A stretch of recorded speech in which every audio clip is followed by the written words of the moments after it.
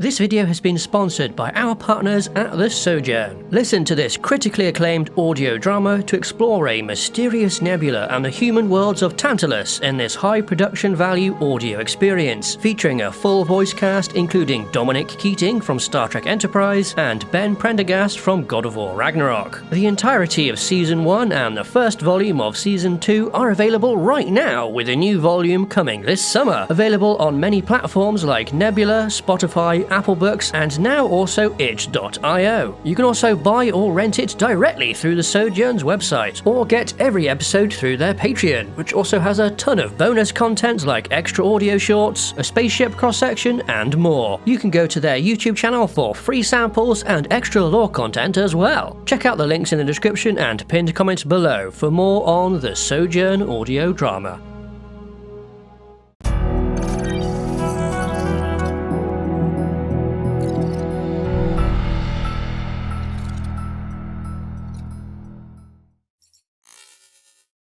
Hello everybody and welcome back to Spacedock. We've got a bit of a different video for you today with this massive compilation of all of our videos on weapons, from nukes in space to Macron accelerators and beyond. Enjoy!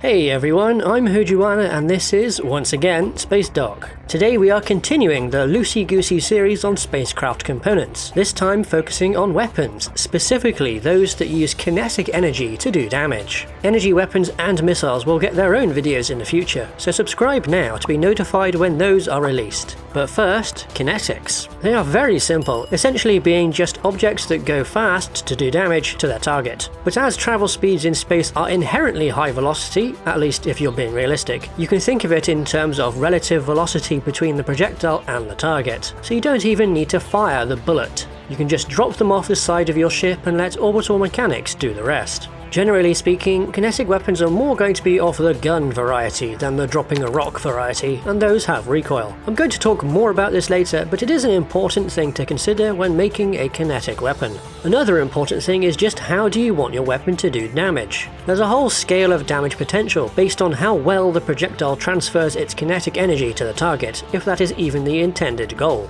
This transfer depends on the relative velocity between the target and projectile, the mass of the projectile, and what exactly it hits.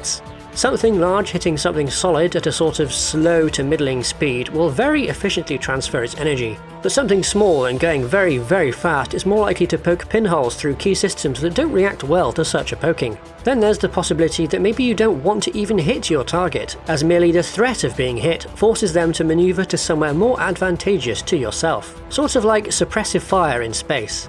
If the setting is on the harder end of sci-fi, this tactic could also be used to run the target's propellant supplies down while they dodge incoming fire. Out of all weapons, kinetics are definitely the easiest one you can avoid being hit by, as they have the shortest range against a mobile target. This is because they're on the slower end of weapons along with missiles, but unlike missiles, kinetics are generally unguided. There's a complex relationship between the velocity of your weapon, the size of the target, the acceleration of your target, and the distance to your target.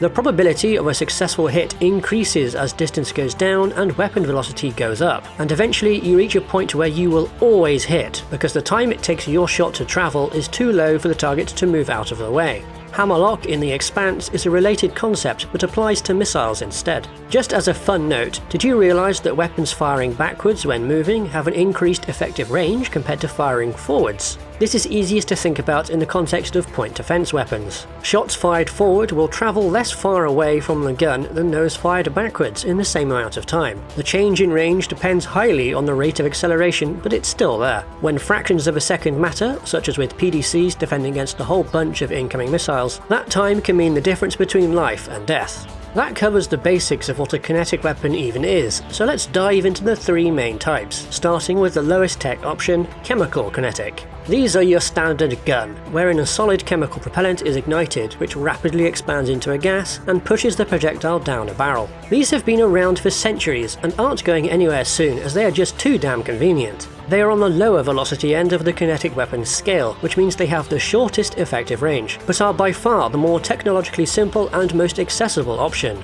Chemical kinetics are a very, very solidly proven technology that can scale up and down and side to side. To put some numbers onto their velocity, the APFS-DS rounds fired from modern tanks hit 1700 to 1800 meters per second. These may seem pretty quick, but think in terms of scale in space. If one of those tank rounds is fired at a spaceship 100 kilometers away, it will see it near instantly and have nearly a minute to maneuver out of the way. So not really all that fast in spaceship scales, but technologies such as electrothermal chemical ignition or liquid propellants can push those velocities higher. There are other options though. Light gas guns have been used for years for scientific research into hypervelocity impacts of up to 7,000 meters per second. These work by having a captive gun that pushes a piston, which then compresses a gas down into a thinner barrel where the actual projectile is. These things are used for orbital debris strike testing, but I'm not sure if they're viable for weaponization as they're pretty lengthy and need both an explosive charge and gas to fire. A simpler but related concept is combustion light gas guns, which have been explored for use as weapons, with a demonstrated velocity of 4,000 meters per second, but faced a number of technical challenges which put a halt to development. As we can see, getting chemical kinetics up to higher speeds is difficult, so if we want better range, we need to turn to electromagnetic kinetic weapons to fulfill our needs. The first type we are looking at is coil guns, also known as Gauss guns. As the name implies, coil guns are full of conductive coils that act as electromagnets. When fired, huge amounts of current get dumped into the coils, which go off one by one in sequence and pull the projectile down the middle of the barrel. The timing required here has to be extremely precise, as the coils need to turn off as the projectile passes them to avoid slowing it down again. This complexity is why the Frontier Union militia in the SOJOURN typically only uses coil guns they inherited or captured from the Centrum Defense Force, as the Union doesn't have the technical base to easily produce and maintain them. Instead, they prefer to rely on railguns, but we'll talk about those in a minute. You can learn more about Union ships in the Florencia class breakdown over on our partner channel for the SOJOURN using the clicky on the right. Coil guns can reach much higher velocities compared to standard chemical kinetics, as you can push a ton of electrical energy through them, but there's the added complication of generating and storing that energy ready for it to be used. That's fine if you're in a large spacecraft with a fusion reactor, but for small arms where hypervelocity isn't necessarily needed, the convenience of chemical rounds being all in one is hard to beat. There are other downsides to coil guns besides the complicated efforts of getting the timing right, but those are based on technical physics terms like magnetic saturation that I don't really understand that well, so won't even try to explain. There's also another kind of coil gun that uses superconductors to make its coils. These are called quench guns, and that's just the most awesome sounding thing ever. More quench guns in sci-fi, please. But coil guns are complicated. What if we want a hypervelocity gun but a bit simpler? That is where the railgun comes in. These are very simple. You have two rails and a projectile that crosses between them. When you dump an exceedingly high amount of current through this system, a magnetic field is created that is at right angles to the rails, forcing the projectile out. No fancy timing is necessary, just sheer power that exploits the Lorentz force. The problem is, all that power creates a lot of waste heat, as well as electrical arcs between the rails and projectile, eroding the rails and reducing their lifetime with every single shot fired. So while they are less technically complicated than coil guns, they have materials science issues instead. There's also a pet peeve of mine to do with railguns. Something that happens way too often with the depictions of them is that they have to visibly show that there are rails. Ooh, we have a gun that's different in sci-fi, ooh, let's have a gap. I dislike this, as well, it's become a bit of a tired trope, and that it makes no sense. One part of the physics of railguns that has to be considered is that just as the projectile gets pushed down the rails also want to push away from each other. So you need bracing along their lengths to stop that happening, otherwise you end up with two disconnected rails and not much of a gun. Another common misconception is that railguns somehow don't have recoil. I'm not entirely sure where this idea comes from though, potentially from the incorrect idea that chemical gun recoil comes from the gases pushing the weapon back, rather than from the projectile via Newton's third law. It doesn't matter how the projectile is accelerated, just the fact that it is accelerated means the gun goes the opposite way. This means that guns and rocket engines are basically the same thing, but just optimized for different outcomes. One makes use of the recoil, the other makes use of the projectile. If you don't want gun recoil affecting your spacecraft, you have to cancel it out by firing something the opposite way. This could simply be a burst from your maneuvering thrusters, or do what the Expanse did, where PDCs all have little rockets on the back of them to counteract recoil. And even the Rosie's railgun is tied to its main engine. Another thing the Rosie's railgun does, and Expanse railguns in general, is have this purple gas appear when they fire, almost like a chemical kinetic weapon, though rather than pushing the projectile with it, that gas is instead used as a sort of barrel extension. It's purple because it's hydrogen plasma, through which the current from the rails is conducted through, increasing the energy transferred to the projectile after it has left the gun. Having a longer barrel that gives the round more energy is advantageous for all kinetic weapons, but there's a fine balancing act that needs to take place. The trade-offs are that it's harder to move a longer barrel around to aim, and also harder to keep it straight and not like a big wobbly noodle, so the Expanse method for extending railguns is a really neat little idea. The tech from other settings can also be used to juice the power of kinetic weapons even more, the most obvious example to me being Mass Effect's Mass Effect, which affects mass. The weapons there are standard electromagnetic accelerators, but with the projectile's mass being lowered while it's in the gun, allowing it to be accelerated to ludicrously high speeds. Unless it's Mass Effect 1's ending cutscenes, where Alliance dreadnoughts shoot weird slow energy balls at Geth. Not sure what's going on there. Another thing you could do is to combine chemical and electromagnetic, using a chemical first stage and then boosting it with rails. It may be possible to do this with coils, but it's hard enough getting core gun timing right without the variable of an already moving projectile. We've already talked about some of the downsides of kinetics, but all of them share one that's a pretty big deal out there in vacuum: heat dispersion. Railguns probably have it the worst due to the extreme amounts of power required, but coils are going to heat up too, and we already know chemical kinetics get hot barrels. All this heat has to go somewhere, as there's no air cooling to passively keep heat under control, but radiating it out into space is a long, slow process. You'd need some special considerations put in to keep these weapons cool if they're used over long periods of time, such as running coolant around them which is taken to dedicated radiators. Well, you don't need to do that if your setting doesn't particularly care about that level of realism, but it should because radiators are cool, or hot.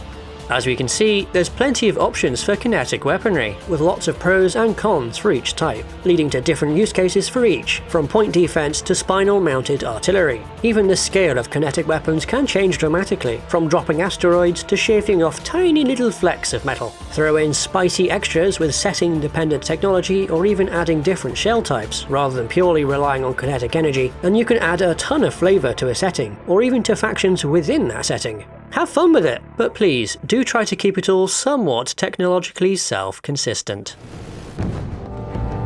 What do you hear?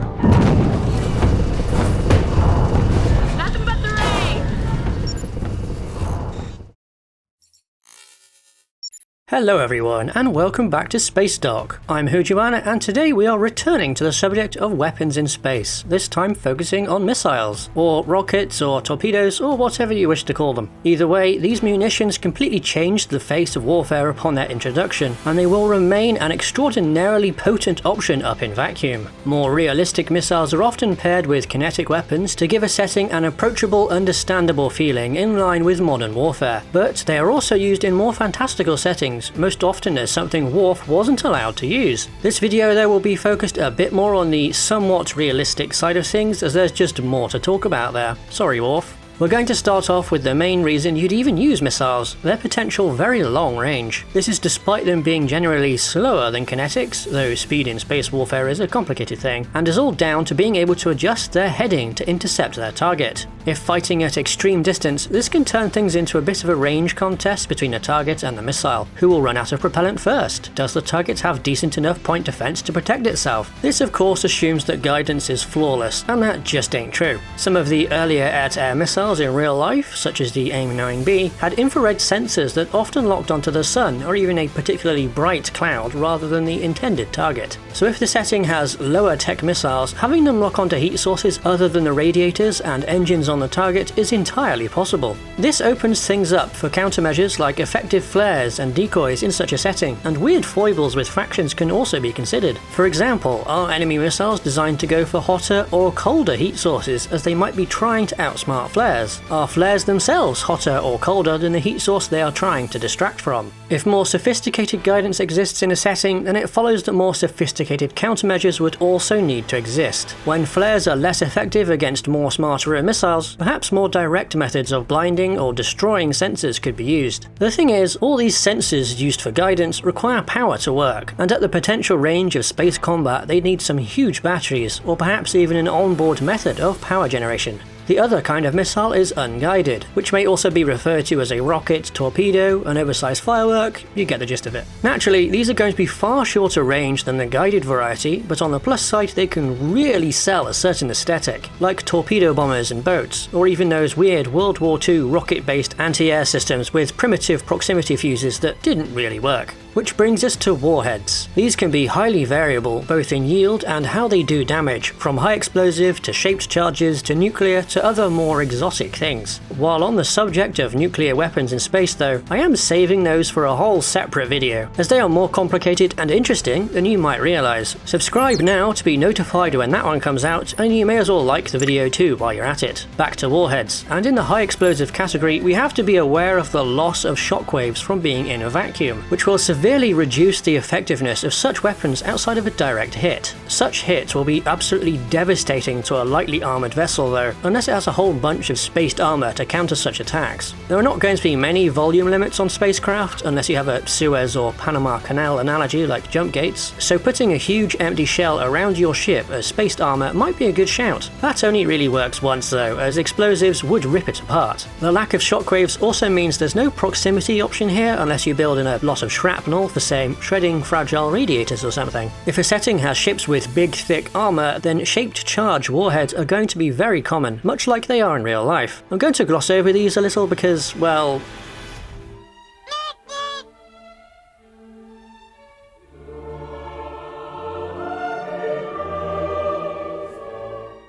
another option for dealing with armour might very well be using the kinetic energy of the missile. This was looked into for anti-tank weaponry back in the Cold War, with the idea being to create cheaper missiles that were still capable of dealing with increasingly resilient Soviet armour assets. One of the most developed of these was the Line of Sight Anti-Tank, or LOSAT program, which had a really cool looking launcher turret as well as a very uncool looking Humvee mounted version. There was a follow-up program to LOSAT that aimed to make it smaller and cheaper, but the limited versatility of kinetic missiles, the high developmental cost, and high capability of tandem warheads and top attack modes on other missiles meant kinetic ones never really went anywhere, but up in space they might be far more useful. The thing is, a regular missile that can carry a warhead is a very versatile thing. As they are essentially just miniature spacecraft, you can use them for all sorts of things beyond blowing each other up. They can be transport devices to carry things from ship to ship. They can be outfitted with sensors and scanners and used as scientific probes, or you could rig a probe with a warhead. They can be used for electronic warfare, pouring out EM spectrum noise, or just exploded to blind or even destroy incoming missiles. I suppose you could make a kinetic warhead that's just a chunk of solid mass, but the same can be said of a warhead that smacks into its target and just doesn't explode. Its sheer speed means it's still going to really hurt whatever it hits. Another big consideration is just how you are going to mount them on your vessel. A very common modern option is the vertical launch system, which is a series of boxy, self-contained modules that missiles launch vertically out of, before rapidly changing their trajectory to head on to their target. These highly agile missiles have the benefit of being able to be launched whenever and at whatever heading the ship is at, compared to, say, torpedo-style weapons. If you want to use them for point defense, putting the launcher on a turret improves response time, and generally is easier as point defense missiles themselves won't be quite so chunky. Still, a lot bigger individually than shots from a gun though. This is one of the big downsides of missiles, as while yes they do have guidance and carry potent warheads, they are also each much more expensive and larger than regular ammunition, unless you go full anime of course. Launching many more smaller missiles makes them harder to deal with on the defensive side, but then they each do less damage. They also might be less capable, as it's harder to squeeze in certain components which may very well have a minimum size, like sensors or batteries to power them. Larger missiles are going to be far more capable and significantly more damaging, but they are also easier to hit by point defense, so might need armor or even countermeasures of their own. And now you're really blurring the already very blurry line between missile and spaceship here, so what's best? I don't know, it depends. Maybe mixing the two together? One big missile that carries lots of smaller ones to a target? If your missile is intended to work in atmosphere, it's probably going to look something like this, a tube with fins. In vacuum, they don't need to conform to that same shape for aerodynamic reasons, so you can make them whatever shape you really want. Though there might be considerations on cross-section for dealing with point defense, as a smaller target is harder to hit. There's also no need for aerodynamic control surfaces, as it'll instead rely on thrust vectoring and RTS for changing its heading. The trade-off on shape is how easy they are to store and launch, as a long tube compared to a squat sphere is easier to stack into a launcher. Oh yeah, and all those pretty smoke trails? That wouldn't happen. Rocket exhausts in vacuum spread out very quickly. Smoke trails look pretty and do increase visual clarity, but are just another atmosphere-only thing. I'm not saying don't use them, as they can look absolutely killer. Another consideration is just what your missile uses to move. What's its propellant? A solid rocket motor is cheap, has high acceleration, but is relatively short-ranged for space combat. Going for more efficient technologies like liquid fuel engines or fusion or hand-wavium tech increases range, but also cost. This level of specificity rarely gets mentioned in sci-fi beyond adding a bit of flavour to things, but it's worth mentioning anyway. Lastly, missiles have little to no heat burden on the ship that launched them, as they are self-contained. If the vessel that launched it is providing some sensor guidance or something, there's going to be a little bit of heat generated from that, but that's not really all that much in the grand scheme of things. However, if the missiles use beamed power for propulsion, the heat load for its engine is entirely on its mothership. Beamed power propulsion can also dramatically increase its range as it piggybacks the mothership's capabilities, though this all depends on the type of propulsion and some other stuff. It does bring up the question of if you're capable of beaming enough power to propel a missile, can you not just shoot your beam at the enemy? A few more specifics there to ponder. I hope these points get you thinking about how these high damage delivery systems are used in existing settings, or perhaps one you are creating, be it realistic or fantastical. If it's the latter, then you can do whatever really, but even something crazy advanced like Star Trek recognises that a hit from a torpedo is a big old thing to be concerned about, and has used them in important roles in multiple stories across the years. Star Wars has too, but also has these, so I'm not sure. If it's something you're creating though, you can be as detailed as you like about these things, just try to keep it self-consistent. A super realistic missile with drop tanks doesn't really fit that great in a technology is magic sort of setting.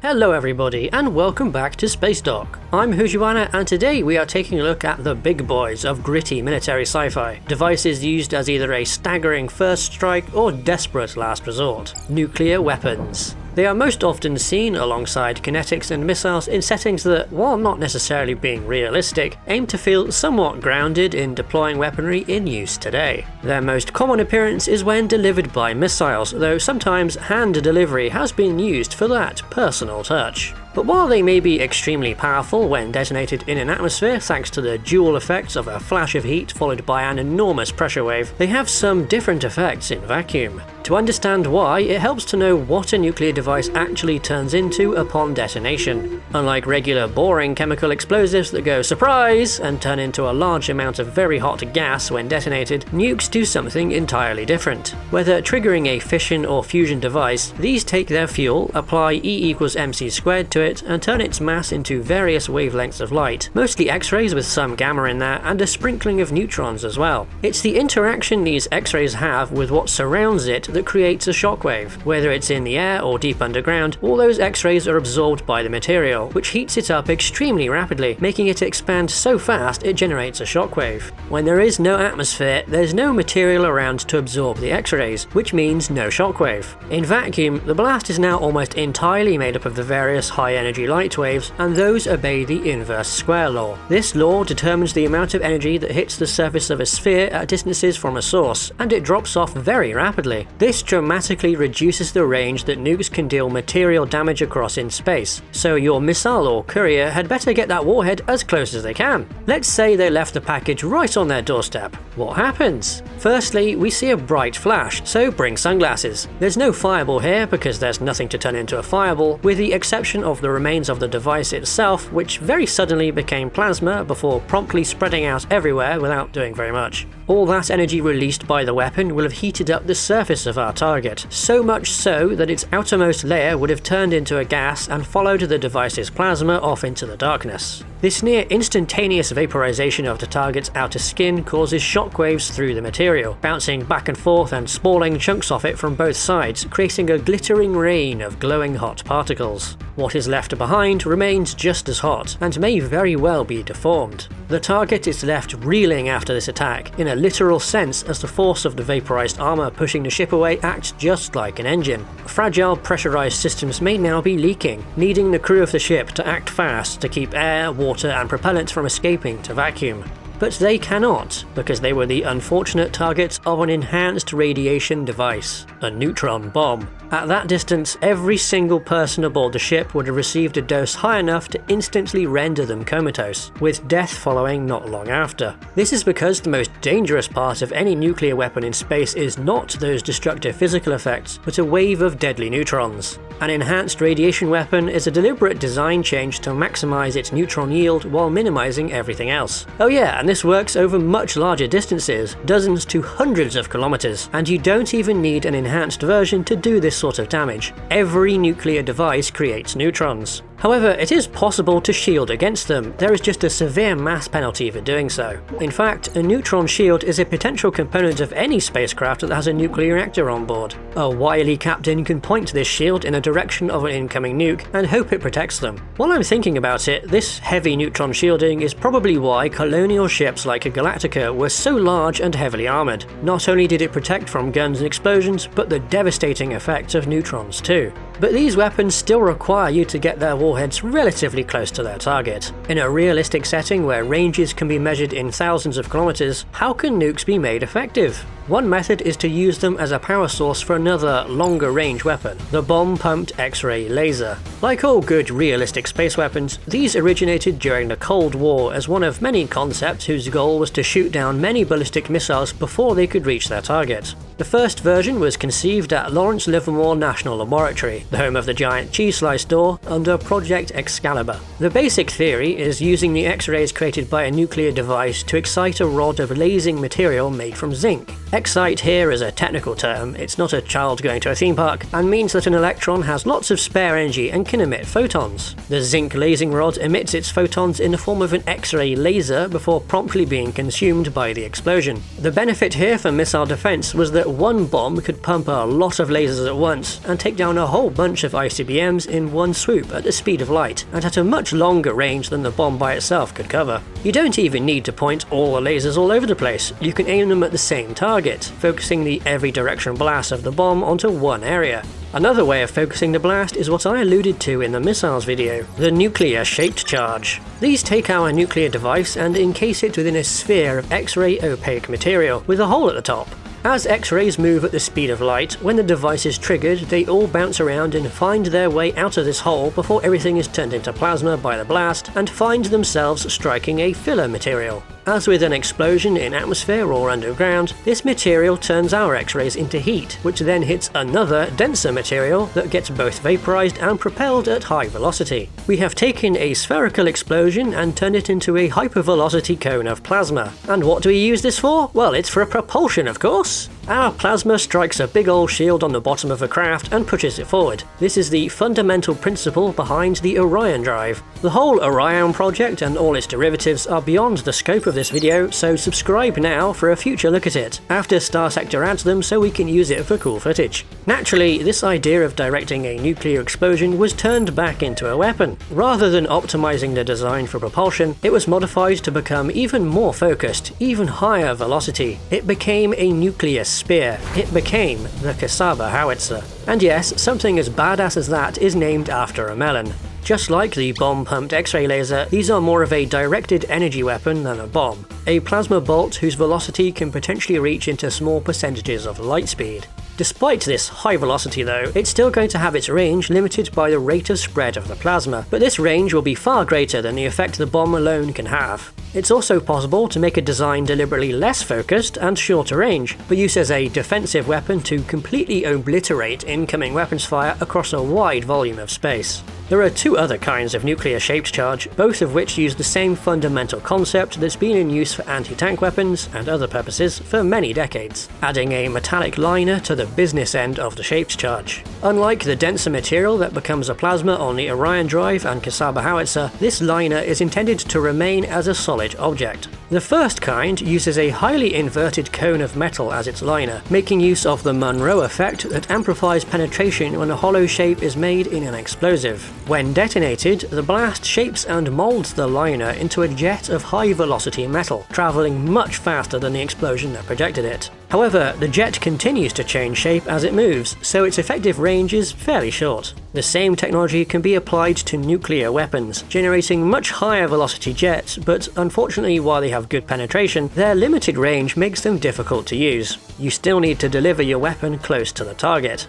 The second kind uses a liner that is at a much shallower angle. Rather than forming a short-lived jet, this instead projects the entire liner as a single unit, and we have ourselves an explosively formed penetrator. If we are careful in selecting our materials and use something that can survive, like say tungsten, we can take our nuclear device and turn it into a devastating kinetic energy weapon.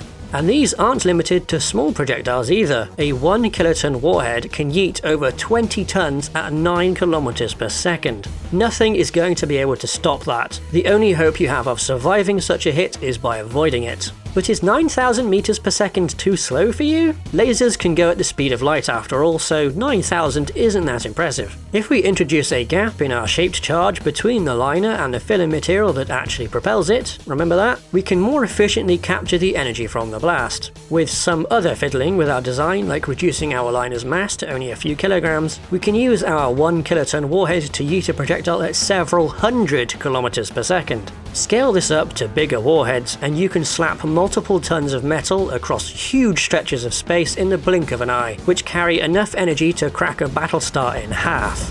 So nuclear weapons in space may not function quite the same way as they do here on terra firma, but they are still very much capable of causing catastrophic damage. I've talked about 6 options here: the standard nuclear device, the enhanced radiation device or neutron bomb, the bomb-pumped X-ray laser, the Kasaba howitzer, the nuclear Monroe effect weapon, and the nuclear explosively formed projectile.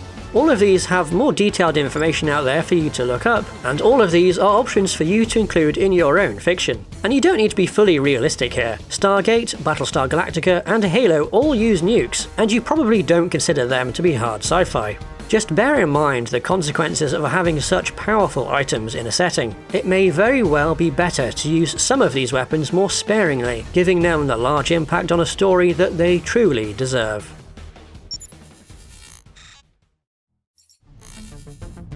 Hey everybody, I'm Hujuana and this is Spacedock, where today I am going to talk about some of my favourite superweapons in sci-fi, vaguely continuing the theme from the Nukes in Space video. If you haven't watched that one, by the way, go do it, it's pretty good and I'm not biased at all. In this video though, I'm not going to be ranking them as they're all just so varied and it's hard to compare them against one another. That applies in general to superweapons, as they can range from planet killers to just very powerful elements of a battle force, fulfilling different roles but still worthy, in my opinion, of being deemed super. For example, Doom's BFG, or this thing from the Interstellar Imperium mod for Star Sector. Wait, what's it doing? Why is it...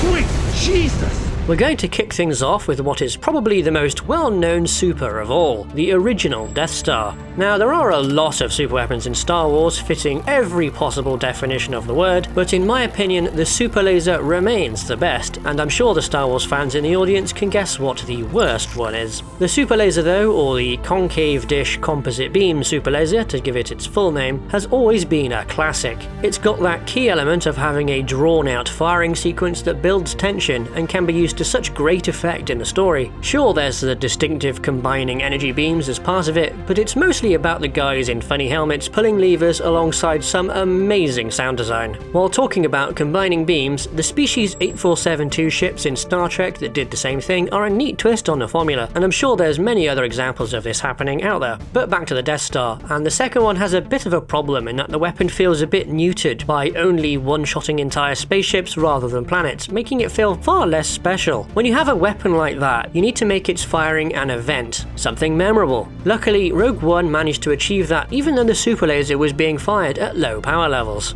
A similar plot device superweapon that is just brilliant is the EMP satellite from GoldenEye. Rather than a firing sequence, there's instead a whole process for authorization to fire the weapon with handprints and keycards and all sorts of things. Then there's yet another step involving the key and firing crystal that the first step unlocked, finishing out with a glorious synchronized key turn. After all that, now the weapon can be aimed and fired, but there's yet more steps after that. I love this elaborate build-up, it's just so great, and like the Death Star, it pays off later in the film's climax. And the effect of the weapon itself, it's fairly unique and isn't just yet another big laser beam or explosion. Another superweapon that feels like an event is the Giga Wave Cannon from R-Type Final. If you've not played any of the R-Type games, every ship has 3 styles of weapon. The standard pew-pew auto-fire type of thing, the force device which can block enemy shots and be detached, and a powerful charged up wave cannon for dealing with bigger targets. What each ship does can vary a lot, and R-Type Final had 101 ships with a huge variety of weapon combinations across them all. The weapon I'm talking about though is normally only found on one ship, the R902 Ragnarok II, and it charges up 7 times and can completely clear the screen, and can even obliterate bosses. There is a more powerful version of that weapon though that any ship can use, but only against one of the final bosses of the game. When you charge this final wave cannon, the UI on the charge bar actually breaks from the sheer power of the thing before you fire it, and it seems like your ship is disabled afterwards. And I can't talk about wave cannons without mentioning the Yamato. I would just be eviscerated in the comments if I didn't mention that. But I've never watched any of SBY, so consider this a peace offering instead. Speaking of comments, let me know what other rankings or top 5s or whatevers that you want us to cover. And while you're at it, please like and subscribe. You know you want to. If you don't want to, then well, I'm going to have to blow you up with another of my favourite superweapons, the cross-phased supermassive neutrino burst. The Halo rings. Yeah, Halo lore can be a bit dense at times, but I can't help but love the rings themselves, and the whole conservation measure as well. Saving the galaxy by wiping out all life in it, including yourself, because your enemy is essentially unstoppable, is just a brilliant premise underpinning the franchise. As with the previous weapons, the rings do also have a firing sequence that once again becomes a key part of the story. And now we're going to do a hard lurch to something our editor can't provide footage for because they're from a book. The cache weapons carried aboard Nostalgia for Infinity in Revelation Space. I'm going to keep this brief, but I adore this universe, and the mysterious and varied cache weapons are great. Moving swiftly on to something that does have footage, the death cloud used by the Shadows in Babylon 5. Well, sort of. A lot of the footage is of Walter White before he time travelled and settled down in Middle America, but there's some. The way it's described as working is fairly horrifying, completely enveloping its target in a huge nanotech lattice before launching thousands of nuclear warheads into the crust of the target planet, wiping it clean. It's also capable of enveloping fleets and draining power from anything within it. It's far more interesting than the equivalent the Vorlons deploy, and it relies on regular old nuclear weapons for its dirty work, though it does use staggering numbers of them. Another thing with staggering numbers is the amount of units you can build in Supreme Commander. Alongside these numbers, one of this series' defining features is the experimental units that each faction can deploy, and these are another flavour of superweapon. The best of these in my opinion is the legendary Monkey Lord, which is a really bizarre name for an amphibious insectoid robot with a giant microwave laser. The more appropriately named Fat Boy that the UEF can deploy is also really neat, a mobile mini-base in its own right with battleship tier firepower. I also have to shout out the Aeon Tsar for being more destructive when its shattered hulk falls on top of stuff than when its weapon is firing. Another game that fits the special unit definition of superweapon is Sins of a Solar Empire, specifically the 6 Titans from the Rebellion expansion. The game does also have regular superweapons with their unique faction effects as well, but I'm talking about cool spaceships on the Spaceship YouTube channel. The TEC have a highly versatile tank and support Titan, with their other option being a big gun with an engine. They're powerful but pretty standard options, I think you'll agree. The Titans of the other 2 factions are far more interesting. The Advent have the Coronata, which looks somewhat like a person swaddled into a cocoon and has the power to transfer control of enemy ships to your side using psionic powers. It can even use these powers to take over an entire planet. Their second Titan is all about dealing damage with abilities and is appropriately called the Eradicate. The final faction, the Vasari, have a spiky tanky thing that uses vampiric nanobots to restore its own health, as well as the Vorastra, which is is just gorgeous looking. Remember in the Star Destroyer video how highly I rated the Super Duper class from The Last Jedi? Well, this is that, except it can do a mini FTL jump, set up an FTL gate for reinforcements, and can eat enemy ships.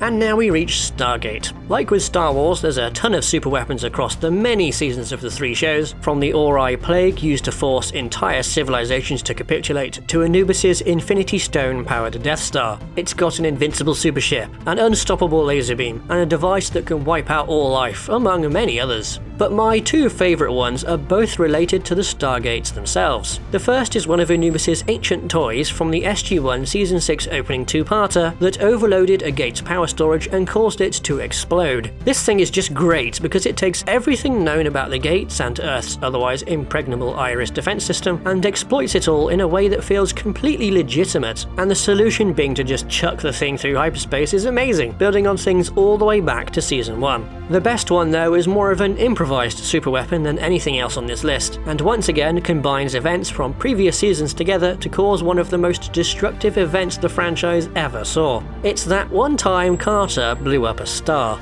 I know I said this isn't really a top 5 or ranking video, but I have to finish on what is very possibly my favourite superweapon. It's the city-destroying energy weapon on the City Destroyer ships from Independence Day, which were used by the alien invaders to destroy cities. I absolutely love these ships, with their simple geometric design that isn't messy but still has detail when seen close up, and the main weapon itself is just gorgeous looking. It ticks all the boxes to be an iconic weapon. It's got a full firing sequence with multiple steps that the audience can follow along with, and it's got a crazy physics-defying wave of destructive fire. It's just brilliantly paced as a story device. There's just the right amount of build-up to it unleashing total devastation that it can be turned back on the invaders in the climax of the film. The City Destroyers were so distinctive that Futurama even poked fun at them with the anti-monument laser that the Omicronians used when they invaded Earth. They even miniaturized it. Unfortunately, the weapon got completely neutered in the film sequel, as they were turned into something far less impressive. They kind of retain a much shortened firing sequence, but in general they're treated as just generic powerful weapons and were overshadowed by the completely bonkers gravity stuff that film had going on.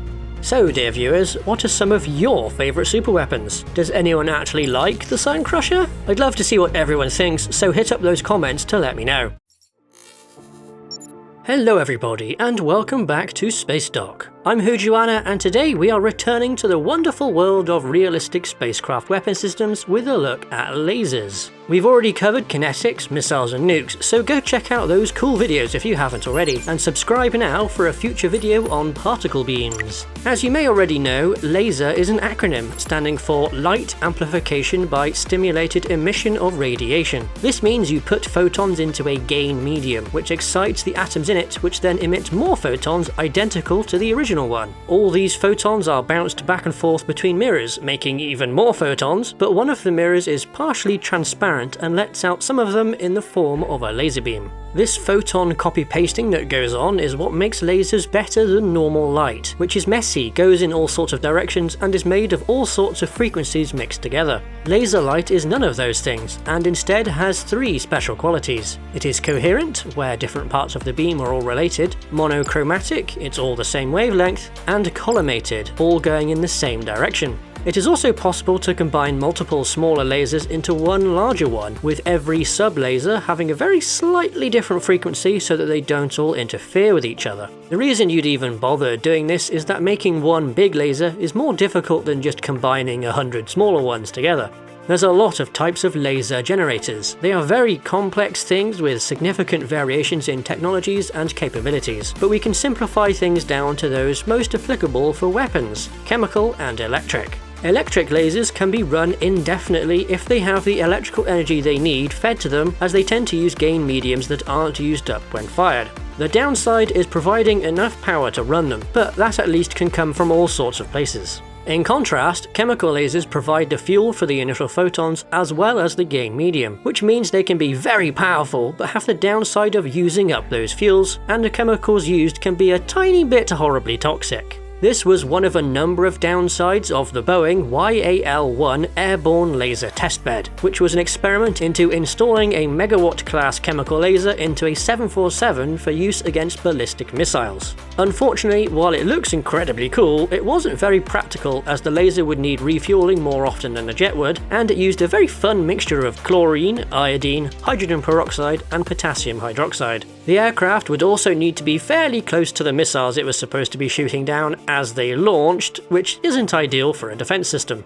There was a follow-on concept that was intended to have longer range thanks to being put on an aircraft flying significantly higher. This would have put the beam above more of the atmosphere, which does all sorts of things to lasers that reduces their power. Along the range of typical lasers, there are certain wavelengths of light that are absorbed far less, but there's also some that have such high frequencies they are relegated to vacuum use only.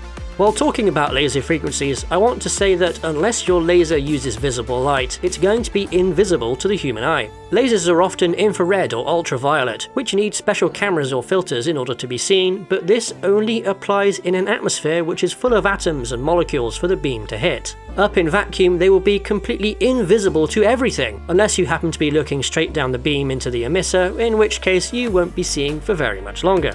You probably already know that lasers have a supremely long range in space combat thanks to travelling at light speed. Their only limiting factor is diffraction, which is a weird thing that makes the beam's focus point increase in size over time as it moves away from the weapon. The power being transferred to the target doesn't drop over distance, it instead gets spread out over more surface area, leading it to be slower at dealing damage. This damage is done in one of two ways, either just heating up something over long periods of time from a continuous wave laser, which eventually leads to vaporization of the target, basically cooking off its outer layer. The other damage type is a sort of drilling effect from pulsed lasers. This happens due to mechanical shock from short periods of extremely high heating, so you get more bang for your buck from a laser that is essentially turned off half the time it's firing. You'll also notice that firing different lengths of pulses also has a big effect as well. Another limit on laser damage is the accuracy of the weapon. There's a few things working against the accuracy of super long-range weapons, starting with simply not knowing precisely where your target is. Sensors are not perfect. They're not going to know with 100% certainty exactly where the target is, which way it is facing, and which way it is traveling. Light is fast, but not instant, so this target uncertainty mixed with light lag makes keeping a laser beam on the same spot to keep burning away at it a bit of a challenge.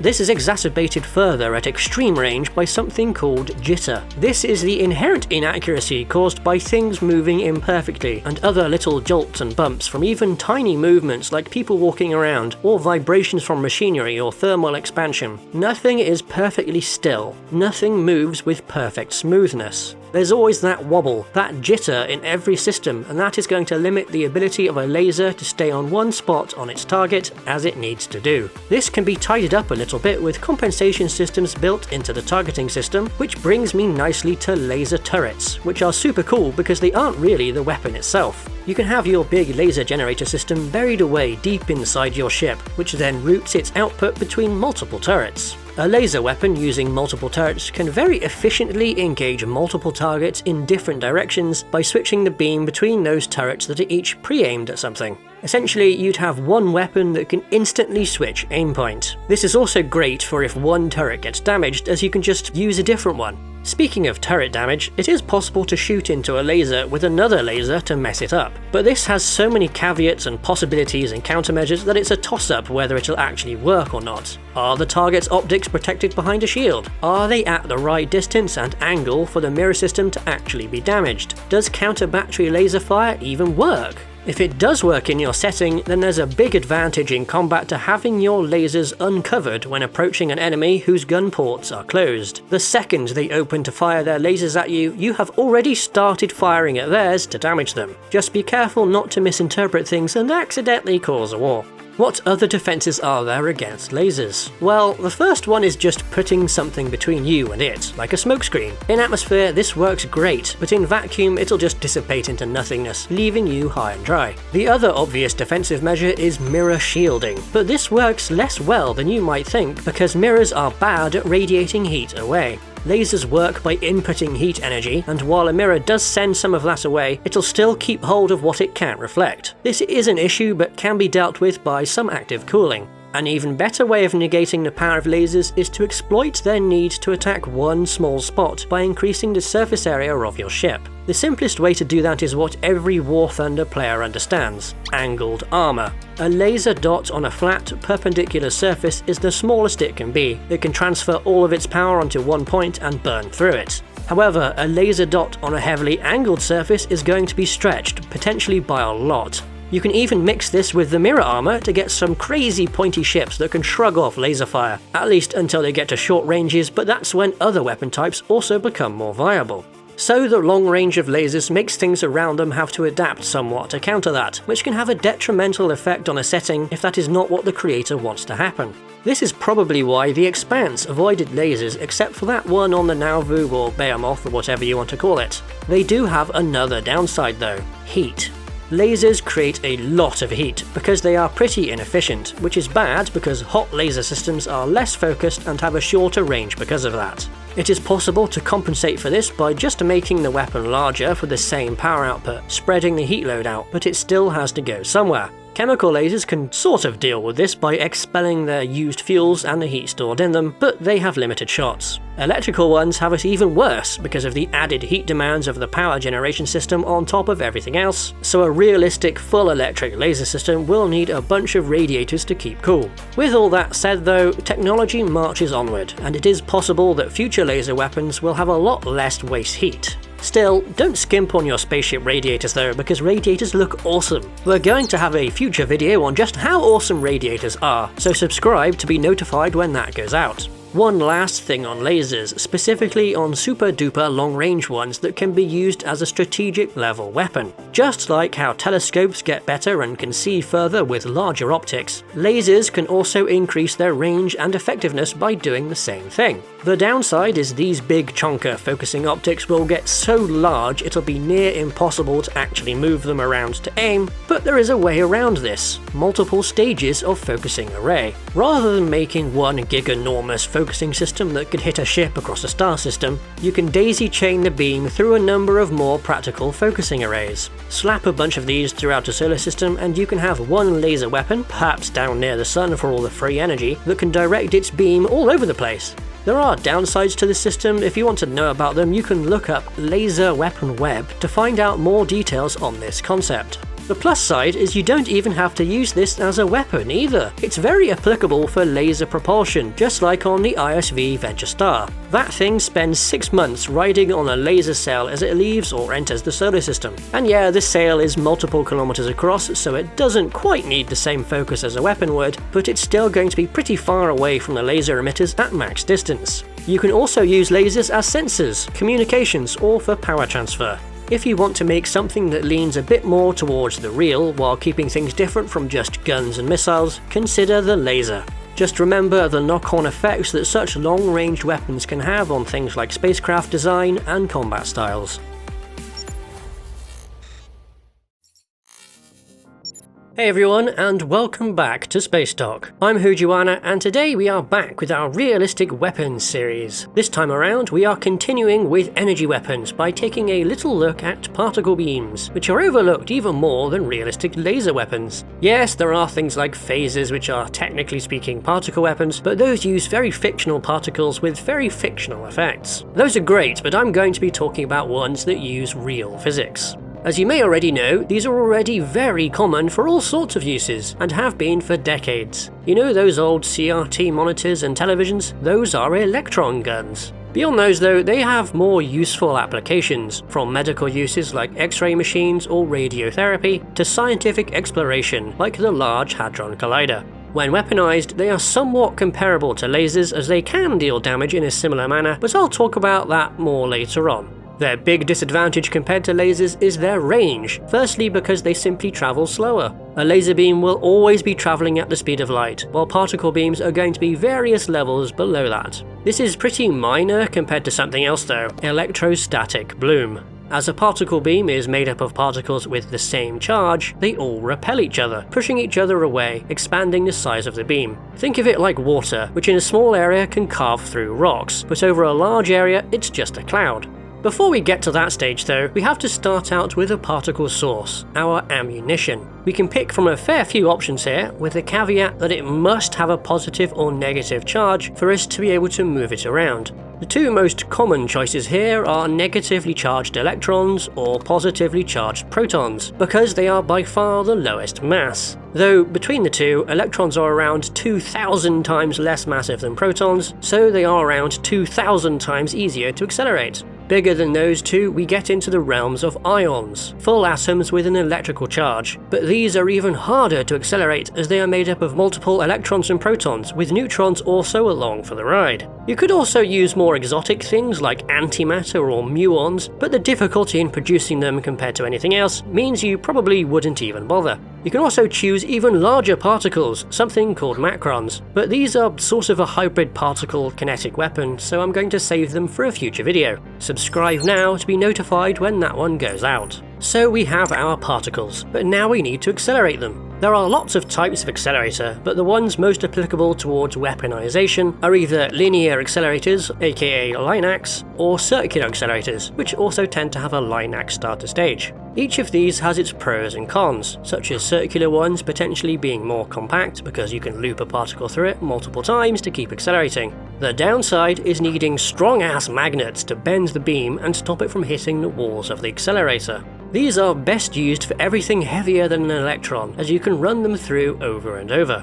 Line-ax don't have this problem, but instead can get pretty long depending on what you want to accelerate, as you can only send a particle down its length once. Also, electrons can only really be put into these, as trying to bend their path results in a bit of an ugly spray of X-rays, which is bad. There are also sort of hybrid designs where you can put U-turns into a line-ax, either folding it in half or even making a NASCAR track for your particles. No matter what variety you use though, they all require high amounts of current and energy to be transferred to particles in a short amount of time, and electromagnets to bend a beam path are also going to need their own power and cooling, so don't forget those radiators. You also need some way of focusing the beam using a special lens. For low velocity beams, it's possible to use an electrostatic lens, where you have a voltage difference between the center and edge of the beams to push or pull things into and out of focus. These get less effective as beam velocity goes up though, so we need to switch to magnetic lenses for really sanic tier particles. After our particles have been fired, we no longer need them to be charged, so we can avoid the problem of electrostatic bloom by neutralizing the beam. Simply put, if the particles have no charge, they won't repel each other.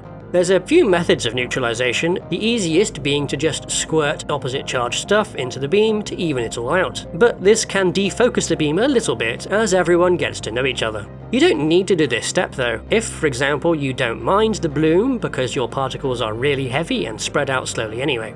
The downside here is that your spacecraft will end up building up a static charge, which might end up causing issues when docking, but it's not too big of a deal, and there's ways to clean it up. You can wait for solar wind to blow it off you, or just fire off more particles of the appropriate charge. Particle beams do have a lot of varied impact effects depending on the size of the particles used. Starting at heavy ions like lead or gold or uranium, they act very similarly to lasers because they don't penetrate very far. If you want to learn more here, go watch our laser weapons video to get a better idea of the sort of damage that occurs. The lighter the particle gets though, the more they can penetrate their target, and more of a second, far deadlier type of damage occurs. You see, when lone protons pass through regular matter, funky things happen. Atoms get ionized, subatomic particles can get knocked out, and worst of all, photons appear. These aren't friendly little light wavicles though, these are high energy things you know better as X-rays, or worse. This is called braking radiation, or, and I'm sorry to our German-speaking viewers, Bremsstrahlung. Understandably, this is not very healthy for people or even electronics to be exposed to. Electron beams are even better at this than proton beams, as they go straight to spewing out deadly radiation, and a lot of it too. This is because they cause cascades where photons split up protons and electrons, which make more photons, and that just goes on and on. so particle beams can be used as a worse laser, but with the easily accelerated lighter particles, you can end up sterilizing enemy ships, ready for you to capture completely intact. Just send in a cleanup crew first. In order to protect against this style of attack, it's necessary to use radiation shielding, but this happens to end up being very mass heavy if just going for multiple meter thick slabs of material. That's fine if you have soft sci-fi engine tech like say Galactica does, but mass is the enemy for realistic spacecraft. For mass-efficient shielding, we can look towards the very same methods used to control charged particles in the first place: electrostatic and magnetic fields. Electrostatic shielding is great because it works even on neutral beams, as their very first layer strips the electrons off each incoming particle, giving it a positive charge. The main active part of it is made up of two conductive plates with a large voltage potential between them, sandwiched around a dielectric material, a special type of insulator. When a charged particle strikes all this, it slows down and drains the charge in the armor. So you put the brakes on the particle beam, but it just spews out X-rays. If you prefer not being hit by radiation-making death beams in the first place, you can use magnetic fields to bend them off course. The downside is that if the incoming beam is stronger than your magnetic deflector, it's just going to continue on its merry way. The problem is, it's only possible to magnetically deflect a charged beam, so one that has been neutralized cannot be bounced or bent away without first recharging it. This can be done in a number of ways, such as by firing an electron beam at an incoming neutral one, or by using an ionizing ultraviolet laser. But in practical terms, hitting a tiny little pencil beam with another one at long range and while moving is going to be so challenging it may as well be impossible. Scientists struggle enough with getting particle beams to collide down here in controlled environments. For lower velocity incoming neutral beams, there's two other methods of charging them up to be deflected, the first of which is just chucking thin metal sheets in the way of the beam, which strips its electrons. However, supporting lasers can cut through such thin sheets very easily. A big volume of plasma can also strip electrons, like a sort of thick, magnetically contained artificial atmosphere, and a laser can't sweep this away quite so easily. The downside is it requires power to maintain. So if you wanted some crazy high-tech feeling shield system that was realistic, use particle beams in your setting, fended off by plasma screens and magnetic deflectors. You can also offload these two steps to sub-vessels if you know the direction the attack will come from. This works out great from a power requirement standpoint as well, as the further away you can deflect the beam, the less magnetic strength you need to bend it. Remember when I mentioned how electrons have like 2,000 times less mass than a proton? Well, that makes electrons comparatively easy to push to extremely high velocities, even those approaching the speed of light. And way up at those velocities, you start getting funky with relativity. The thing we are interested in here is time dilation, which is a sort of cheaty way to get around those bloom effects that put a limit on particle beam range. From the perspective of an electron in this beam, it blooms like normal, but from the perspective of the lowly normal velocities we actually live in, it takes a long time. So long, in fact, it doesn't become the limiting factor on range, and things like jitter do instead. This is known as an ultra-relativistic electron beam, or UREB for short. Which sounds a bit silly to me. Can we think of a cooler name for them? I've seen E-beam suggested a fair bit, but that still doesn't sound as cool as like Kasaba howitzer does. Anyway, beyond their effective lack of bloom, the insane energy levels, which is comparable with cosmic rays, means they can penetrate all but the most ridiculous amounts of physical armor. And even if they are stopped, the Bremsstrahlung they make comes out in the form of gamma rays. The same thing applies to a magnetic deflector, which would need to be improbably high-powered to bend the beam away from its target. Remember way back when I said you have to run electron beams from a linear accelerator because bending them makes X-rays? Well, this is called synchrotron radiation, and from really high energy beams, this comes out in the form of gamma rays again. So UREBs essentially don't have bloom, have longer than laser beam levels of range, are very hard to armor against, and essentially cannot be deflected. As a fun bonus effect, they are also at such high energy levels they can make fissionable materials fizzle, so they can destructively disable nukes as well. So give particle beams a try. They are high-tech, high-power, and highly destructive, but also introduce some interesting things for defending against them. You can have hugely thick armored vessels slugging death beams at each other, or positional warfare based around long-range deflection drones and plasma fields. They can spice up a realistic setting, or even fit in nicely to a softer sci-fi thing as a superweapon. Just beware the consequences of having such highly lethal weapons flying around. The knock-on effects in a story may be more destructive than the weapon itself. Hey everyone, I'm Hujiwana and welcome back to Spacedock, where we are back with our realistic weapon series. This time it's about those Macrons as I mentioned in the particle weapons video. You may have already heard of these going by a different name like dust guns or sandcasters, but if you didn't know, Macrons are teeny tiny dust-sized particles fired at high velocities from accelerators. The word Macron itself was coined in the 60s, with the idea being to use them as a potential method of fusion power, but I'll get more into that later. For now though, we have to define just what a Macron is. Generally speaking, these are artificially accelerated bits of material that are only micrometers in size, or 0.000001 meters, the size of the smallest bacteria. For comparison, an electron fired from a particle beam is significantly smaller, at only 0.00000000002 meters in diameter, with standard kinetics in Sci-Fi able to go up to, well, a bit bigger than this. For a visual point of reference, look at this carbon filament that is only 6 micrometers in width, compared to a 20 micrometer width hair.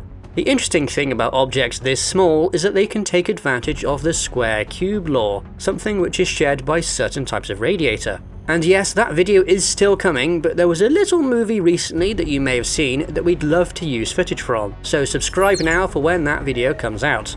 But the square-cube law, which basically says that the volume of an object goes up much faster than its surface area does. After that, the volume of an object combined with its density leads right along to its mass. So that means that teeny tiny little objects have a very high surface area to mass ratio, and for Macrons that means it's very easy to attach an electrical charge to their surface. This is done way before you fire it, because it can take a while to charge up, but once done, its low mass means it'll be easy to accelerate with that charge. The smaller your Macron is, the bigger the charge to mass ratio gets, and the easier it is to accelerate. This can be improved further with hollow Macrons, which have lower mass for the same surface area, so the ratio goes higher yet again. You've got to be careful when charging them up though, because if you overcharge it, the electrons on them will decide it's too crowded and will want to leave, which heats up the Macron, which destroys it. Different materials have different maximum charge limits, and one may be better than the other for getting big charge numbers, but you also need to consider the strength of whatever you use. The charge on the Macron's surface may end up getting higher than what it can physically handle, ripping it apart. If you get right down to it, we end up in the world of that ever so versatile element, carbon. Specifically, really tiny carbon fibers, ones so small they are basically carbon nanotubes, wrapped up in a hollow ball. But using balls for weapons is so 16th century. Are we just making a high-tech musket for ants here? Instead of that, we can get yet more surface area for the same mass by making it into a tube. Our Macrons become macaroni. But what do we actually fire these out of? Electrostatic accelerators, of course, which is the whole reason we wanted that charge to mass ratio to be so high in the first place. We can't use regular high-velocity kinetic weapons like miniature railguns or coil guns because our Macron-aroni simply would not survive, so we are left with the power of static electricity, which is actually a really common method of accelerating stuff already, such as in certain types of ion engine. I'm not going to get into the super nitty-gritty of electrostatic accelerators here, but generally speaking, its shape is going to be very similar to those I talked about in the particle accelerator video. Big long linear accelerators, or circular ones, or perhaps a NASCAR track style option that combines both of these approaches. There are pluses and minuses to both, such as being only able to send a Macron down the length of a linear accelerator once. Circular ones, you can at least send them through over and over for higher velocities, but you need strong magnets to hold them in. You can instead make larger radius loops to lower the strength of the magnets you need, but well, larger things are larger, and so you make your spacecraft larger too. But there's also a funky method of acceleration where you push the Macrons along with a beam of ions. The ion beam and Macron never touch thanks to them both having the same electric charges repelling each other, and there's not even a need here for crazy high power energies like in a standard particle accelerator weapon. The downside is our Macron-aroni tubes bend out of shape, so we have to go back to using spheres, or even better, little tiny plates, like miniature disc-shaped sails. And since they are so very small, the barrel of the gun is also going to be tiny, so we can pack a lot of them onto our spacecraft, each having an utterly absurd fire rate measured not in rounds per minute, but hertz, or even kilohertz. So our Macrons get fired off in great streams of high velocity dust which then erodes through whatever they hit. Upon impact, every individual Macron makes a little crater, so thousands upon thousands of them can really dig away at a target, and since they are so tiny, you can carry an awful lot of them. After being fired, it's a good idea to neutralize the charge of the Macrons, leaving them to go on their merry little way, with each Macron being practically invisible. They are so tiny that any heat they may have picked up from acceleration is radiated away very fast, so infrared sensors can't spot them. Radar can't see them because each Macron is far smaller than the wavelength radar operates in, and even LiDAR would struggle. That said, radar can't see individual drops of water, but can see rain, so a whole cloud of Macrons would be vaguely visible.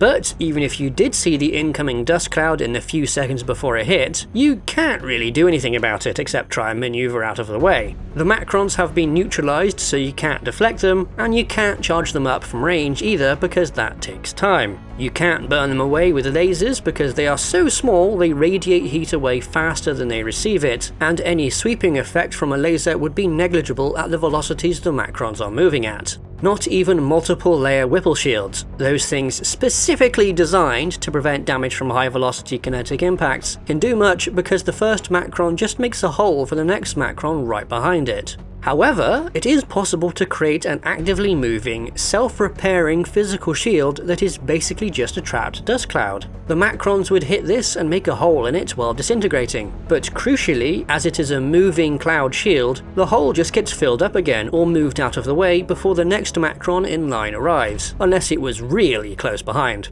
The downside is that a dust shield needs to be actively maintained, and can just be swept out of the way by energy weapons or nukes. But this does set up a nice rock paper scissors thing with weapons and defences though. There is also a little party trick that Macrons have that I alluded to at the start of the video. If you make your hollow Macrons big enough, you can actually put a payload inside them, a nuclear payload. Stick fissile material inside a tiny little ball and throw it hard enough at something, and you can trigger a nuclear reaction in it. That means you can get far more energy out of a Macron impact than you actually put into it with your accelerator, thanks to releasing all that energy tied up in the atoms themselves. This micro-fission reaction can even reach several thousand times more energy output than input, which you can harness for power generation or propulsion, or just sheer damage if used as a weapon. Those little craters made on impact get a lot bigger this way. If you get even higher velocities, way up above 100 km per second, this trick also works with fusion fuel as well. Microfusion in this manner can be used for even better power generation or spacecraft propulsion, and as fusion fuel isn't radioactive, it's much safer to use and manufacture as well. There's just the challenge of yeeting them fast enough to trigger. But if you can pull it off, then you'd have some crazy potential for zooming around the solar system. This thing reaches like expanse levels when used as an engine. Now just imagine the potential when used as a weapon. Macrons can't be seen, they can't be deflected, they are difficult to armor against, and if given a payload, they can deliver significantly more energy to the target than the amount that the weapon spent to fire them. With a bit of prep time to make the ammo and charge it, you can end up with a comparatively low power device that can be used to rapidly travel the solar system, or a weapon that is capable of doing absolutely devastating damage.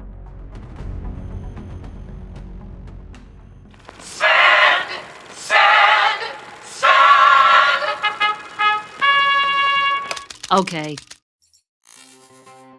Hello everybody and welcome back to Spacedock. I'm Hujuana and today's topic is yet another look at realistic weapons you can use in sci-fi, though this time it's a bit less viable in this regard despite its popularity. I am of course speaking of plasma weaponry, which shows up everywhere because it sounds reasonably high-tech without stepping into the realms of magic. It's also exotic enough to instantly set apart an alien faction from our own, such as Halo's Covenant, who use it as the bedrock of their weapons technology.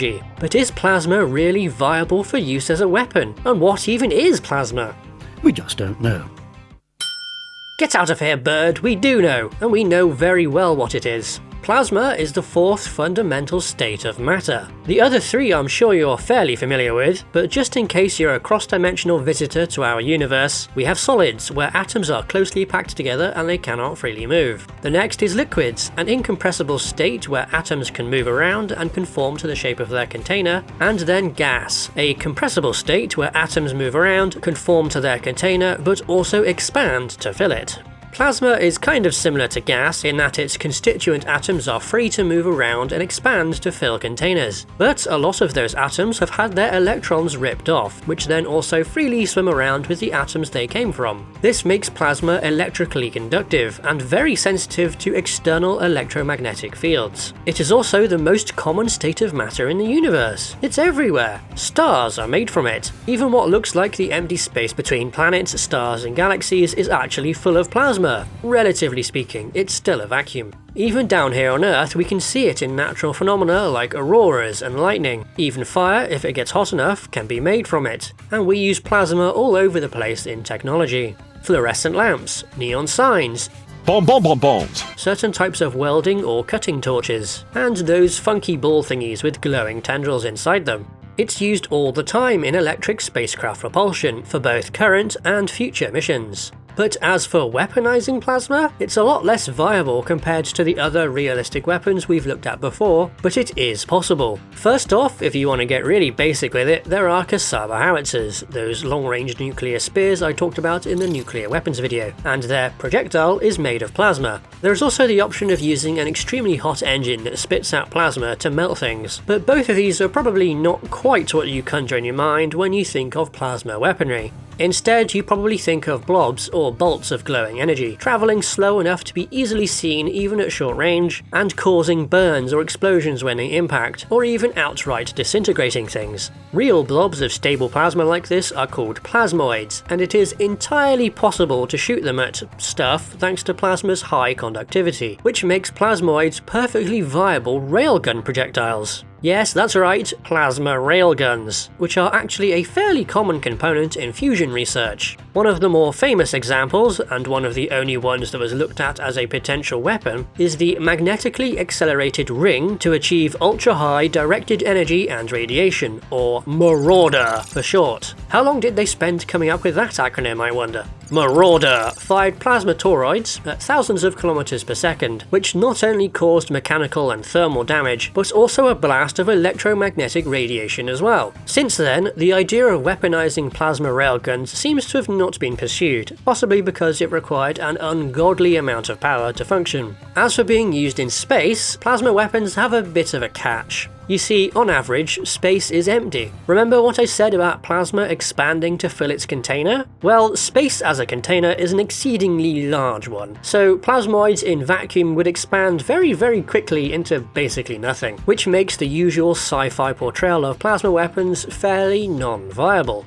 Cassava howitzers get away with it by having an extremely high velocity bit of plasma, so it hits its target before expanding too much. As for standard sci-fi plasma weapons, the way they get around this expansion problem, if they even consider it, is to have some way of containing the plasmoid as it travels. This usually ends up being some electromagnetic field it's wrapped inside of, making use of the special properties of plasma that allows it to be influenced by these fields. There's another problem here though, as realistically, plasmoids cannot be contained by a field or charge from within itself. They need external containment. So a plasmoid inside a gun or engine or whatever is fine, but as soon as it steps outside into vacuum, it starts to rapidly expand.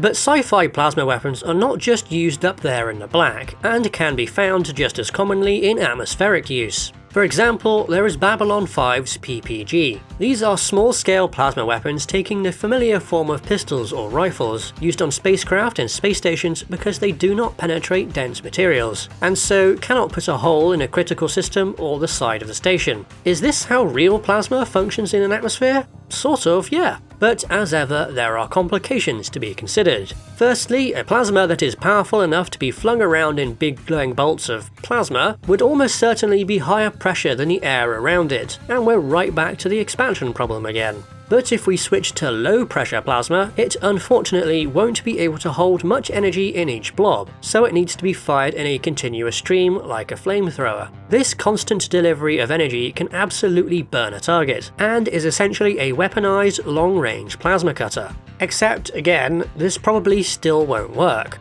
In fluids like atmospheres, hotter things are less dense, so they rise up over colder things. This also applies to our plasma cutter thrower, which you can visualize as being a stream of hot air. Rather than arcing downwards due to gravity like a stream of burning fuel, it would likely arc upwards, as well as being pushed around by air currents. However, in a zero-G environment, the stream would keep going forward until air resistance or air currents stopped it, where it would just ball up, much like how a zero-G flame does. There is a potential way around these issues though, which is making use of vortex rings. These are pretty neat things that can remain fairly stable as they travel, but you'd need to be firing off a whole lot of them to match the energy delivery of the plasma cutter thrower from before, and hope that vortexes that close together don't all mix each other up into a big swirly mess while doing it. So plasma is awkward in atmosphere, but may have some ways around its problems. Surely there has to be something that can help out in vacuum. Well, I am pleased to say that there is, but it does shift the typical appearance from the plasma blobs that you know and love into the realm of beams, which you may also love. This is done by confining the expansion of those pesky little plasmoids along one axis. It still expands as physics says it should, but in a controlled manner that leaves it depositing all of its energy in one spot to efficiently cause damage. This is done by using a charged plasma and sending an electrical current running along it. And this whole thing is named a Z-pinch, so called for the Z-axis on a 3-dimensional graph. The pinch confines expansion to the Z-axis, Z-pinch. Small side note, if you're into realistic future space tech, you may have heard this term before in relation to fusion engines, which I'll be covering in a future video, so subscribe now for that one. As for the pinch plasma weapon, with some technical fiddling around with electrical currents and yet more plasma, we end up with what is very similar to a particle beam. A beam that looks somewhat like a dead straight lightning bolt zapping from the firing ship to its target, with much the same damaging effects. So it is possible, sort of, to have realistic plasma weapons, but they have so many caveats and drawbacks that they may just not be viable compared to other realistic weapon options. But you know what? If you want to use them for your own creations that are otherwise realistic, then use them. As I've said before, realistic sci-fi is not better than non-realistic sci-fi. Want to make a fusion torch ship that flings plasma toroids to burn off the armor of its opponents? Want to mix in plasma grenades for your spacesuited troops battling over a moon? Please do so! Ultimately, it is your creation. You make the rules for it, and if you really want plasma weapons, you can make it work.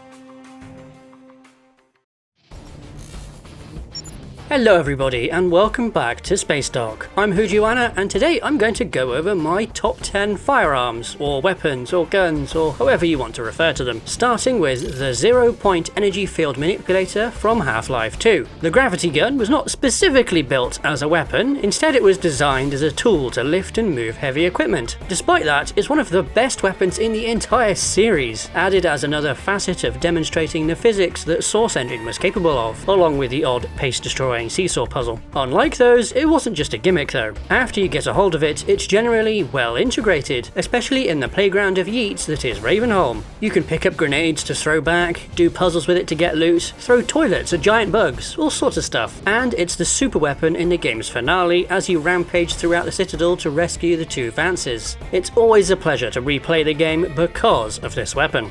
The next one is from Mass Effect, where the weapons in general are a bit weird with the folding inside themselves, but generally are pretty cool. One of my favourites though, the M96 Matuk from 2, is a bit different. It's big and chonky, making it a pretty big departure from the standard sort of style of weapons largely inherited from the first game. That also carries over to how it plays, as it's a high-powered semi-auto rifle, filling the gap between sniper rifles and assault rifles. This is because it was added in a DLC pack along with the Phalanx and its laser sight, and the chargeable Geth plasma shotgun. So the devs were having a bit of fun with these weapons and had a bit more freedom with their design. And it shows in the Matuk, as it's an absolute beast of a weapon in the second game, rewarding good aim with very good damage, in a package more versatile than the snipers. And it sounds amazing too, really satisfying to use. In 8th place is the Lawgiver from Dread, the 2012 movie. The gun is just plain badass, with multiple types of rounds and fire modes, all voice controlled and with a neat little screen on the side to track all the ammo types. It's also got an integrated suppressor which somehow can be mechanically turned on and off, though really should probably just be on all the time because if it's there, why not? Another peculiarity is that it somehow fits 125 rounds in it, which is just nutty. But hey, it crossloads 4 types of ammo from multiple magazines, which is already mad, so why not? The DNA sensor it has also makes no sense because judges wear gloves, so how does it get their DNA? Despite these oddities, it's an amazing weapon from an amazing film. Next up is another Half-Life 2 weapon, the crossbow. This improvised weapon is a lot less versatile than the gravity gun, or really many of the other weapons, but I think it's the most satisfying weapon to use in the game. Everything about it just hits those spots, the thunk when you fire it, the massive impact that one-shots most enemies and can pin them to walls. Oh yeah, and the completely nonsensical choice to heat the rebar until it's glowing wouldn't do anything. It's completely mad and cool as hell, and the reload where you slap in new bars and they spark on contact. Brilliant. 6th place goes to an absolute classic, because who doesn't love the pulse rifle? An iconic weapon from an iconic movie. I couldn't not include it on this list. And it's fantastic for many reasons, such as being a star in a scene, though as a way for 2 characters to develop their relationship a bit further. Still, doesn't stop it from being a breakdown of the gun. Other reasons it's cool, apart from the gorgeous sound of it, it's caseless, taking all the near future stuff of the G11 and putting that to use, with an ammo counter and even a tiny bit of the styling of it, despite being built around 2 real guns. And that's another reason it's amazing, they're physical live firing props, with the pulse rifle itself being a Thompson for the big muzzle flash, and the underbarrel grenade launcher being a cut down Remington 870. Not every prop had the functional parts, but it's still a neat detail and both are fairly well concealed. Number 5 is the Chemrail, the first of 2 things from Elysium, which has many interesting weapons, from the surface-to-space missile launcher to the Kusar Crow assault rifle to the laser cutter that Cassian Andor uses. But the Chemrail. This thing is neat, a 2-stage weapon that fires 8.75 by 52mm fin-stabilized discarding rail accelerator saber rounds. The first stage uses chemical propellant to get the round moving before it hits the railgun's second stage, which pushes it up to its final velocity, where it has a muzzle energy of 18 kilojoules. This is comparable to the upper bounds of the 50 BMG round, so it's not completely insane for a man-portable firearm, though it would certainly have a hell of a kick if you're not wearing an exoskeleton. It's interesting because it's possibly one of, if not the only, hybrid chemical electromagnetic weapons in popular fiction, and it's mostly well thought out. It's got the magazine for the rounds, which are presumably caseless, and a removable power pack at the rear. Not sure if the muzzle flash will be like that, but it does look cool. 4th place goes to the Arc Pistol, another Mass Effect weapon, though this time introduced in the 3rd game. This high-tech Quarian sidearm has its roots in the arc projector from 2, but functions pretty differently as it's basically just a pistol. However, it has a party trick in that it can charge up to fire a high damage shot. It's not the best at spamming shots or high power shots, but being able to do both means you can take only this weapon for the fast ability charge times and still be able to deal with any kind of enemy. Also, it sounds amazing, looks fantastic with the animated charging bits, and the concept of it ionizing air with a laser for a bolt of electricity to follow sets it apart from the other standard pistols. In general, it's just another super satisfying weapon to use, especially in multiplayer where it can pair well with all sorts of skills.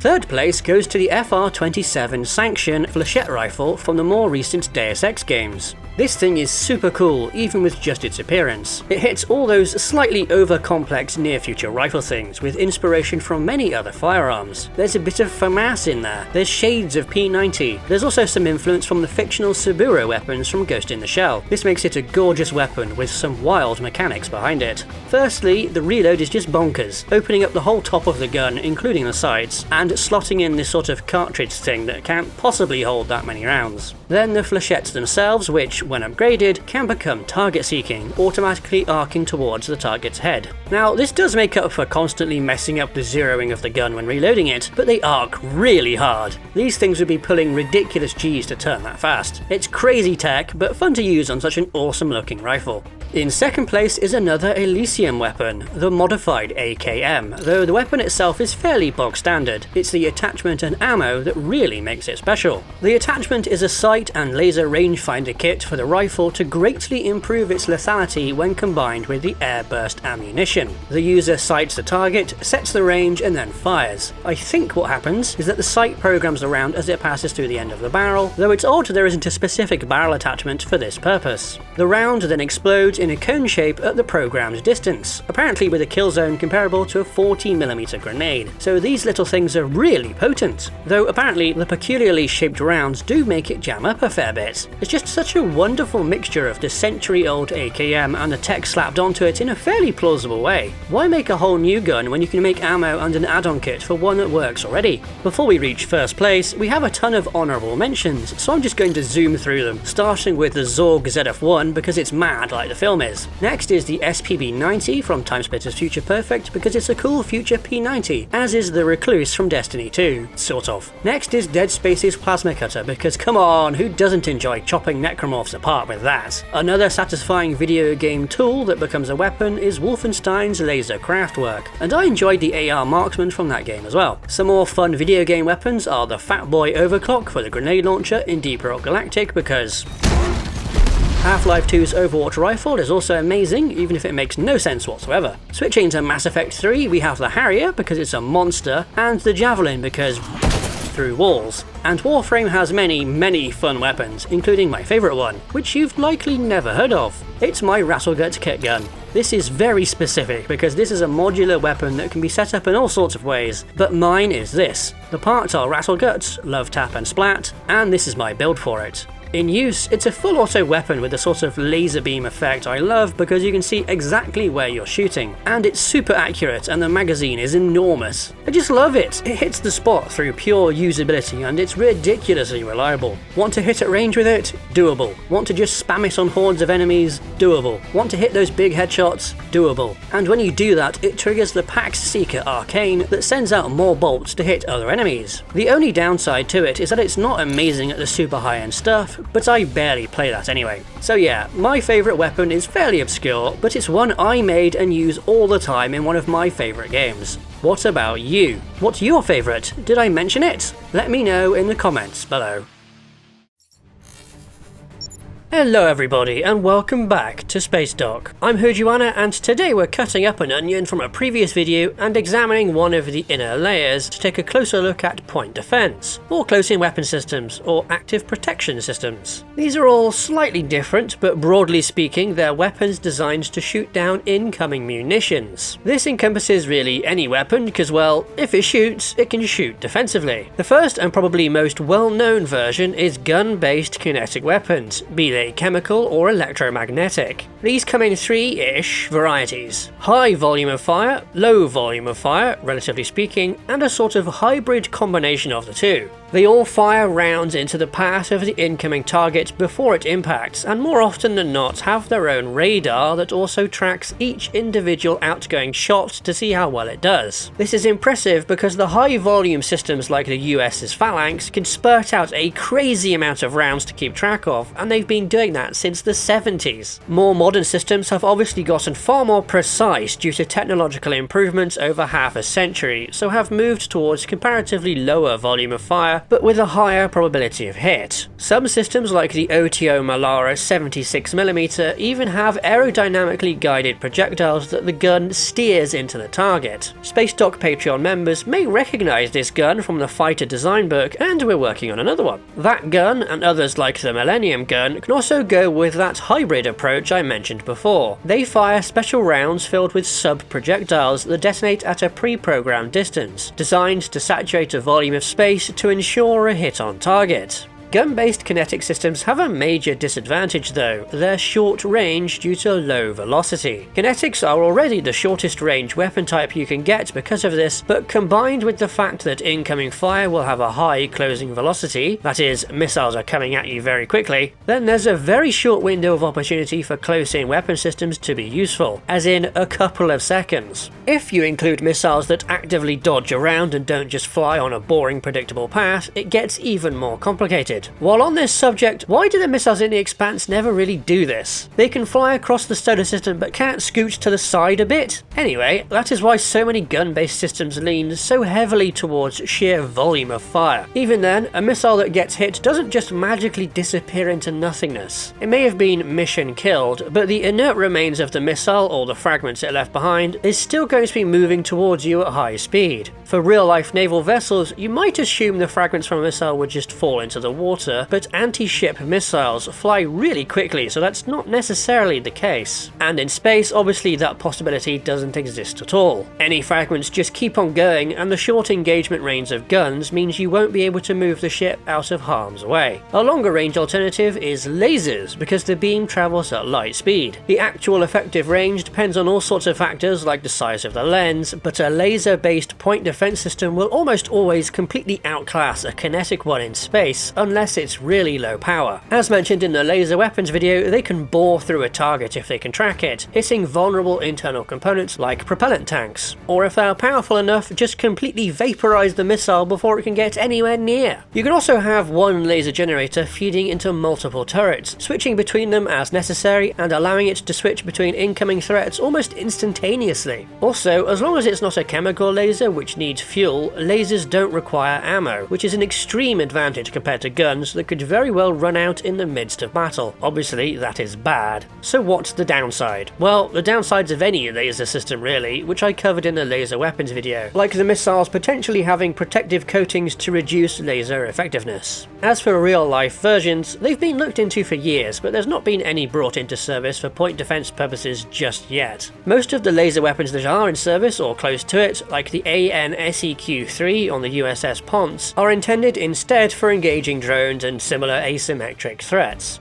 It goes without saying, but both guns and lasers in broadside or spinal mounts just aren't fit for purpose as point defense systems. They need turrets to work. Or do they? Allow me to introduce you to the weird and wacky world of phased array lasers. These work just like phased array radars, in that you have a big flat array of emitters that each emit their own signal, which all get added together into one big beam. For radars, electronically controlling when each individual emitter emits makes it possible to steer the entire array's beam in an instant with no moving parts. With a lot of effort and some technological breakthroughs, a similar idea can be applied to lasers, leading to a laser weapon that can point at anything it can see without needing a turret. This is some complicated cutting-edge stuff here, and I may have gotten some things about it wrong, so it's likely I'll return to this topic in a future video. Subscribe now for that and future onion layers. Also, I don't know if there is even a proven example of such beam steering in a real-life laser weapon yet. If there is such a thing, it's incredibly classified, so War Thunder forums, get on it.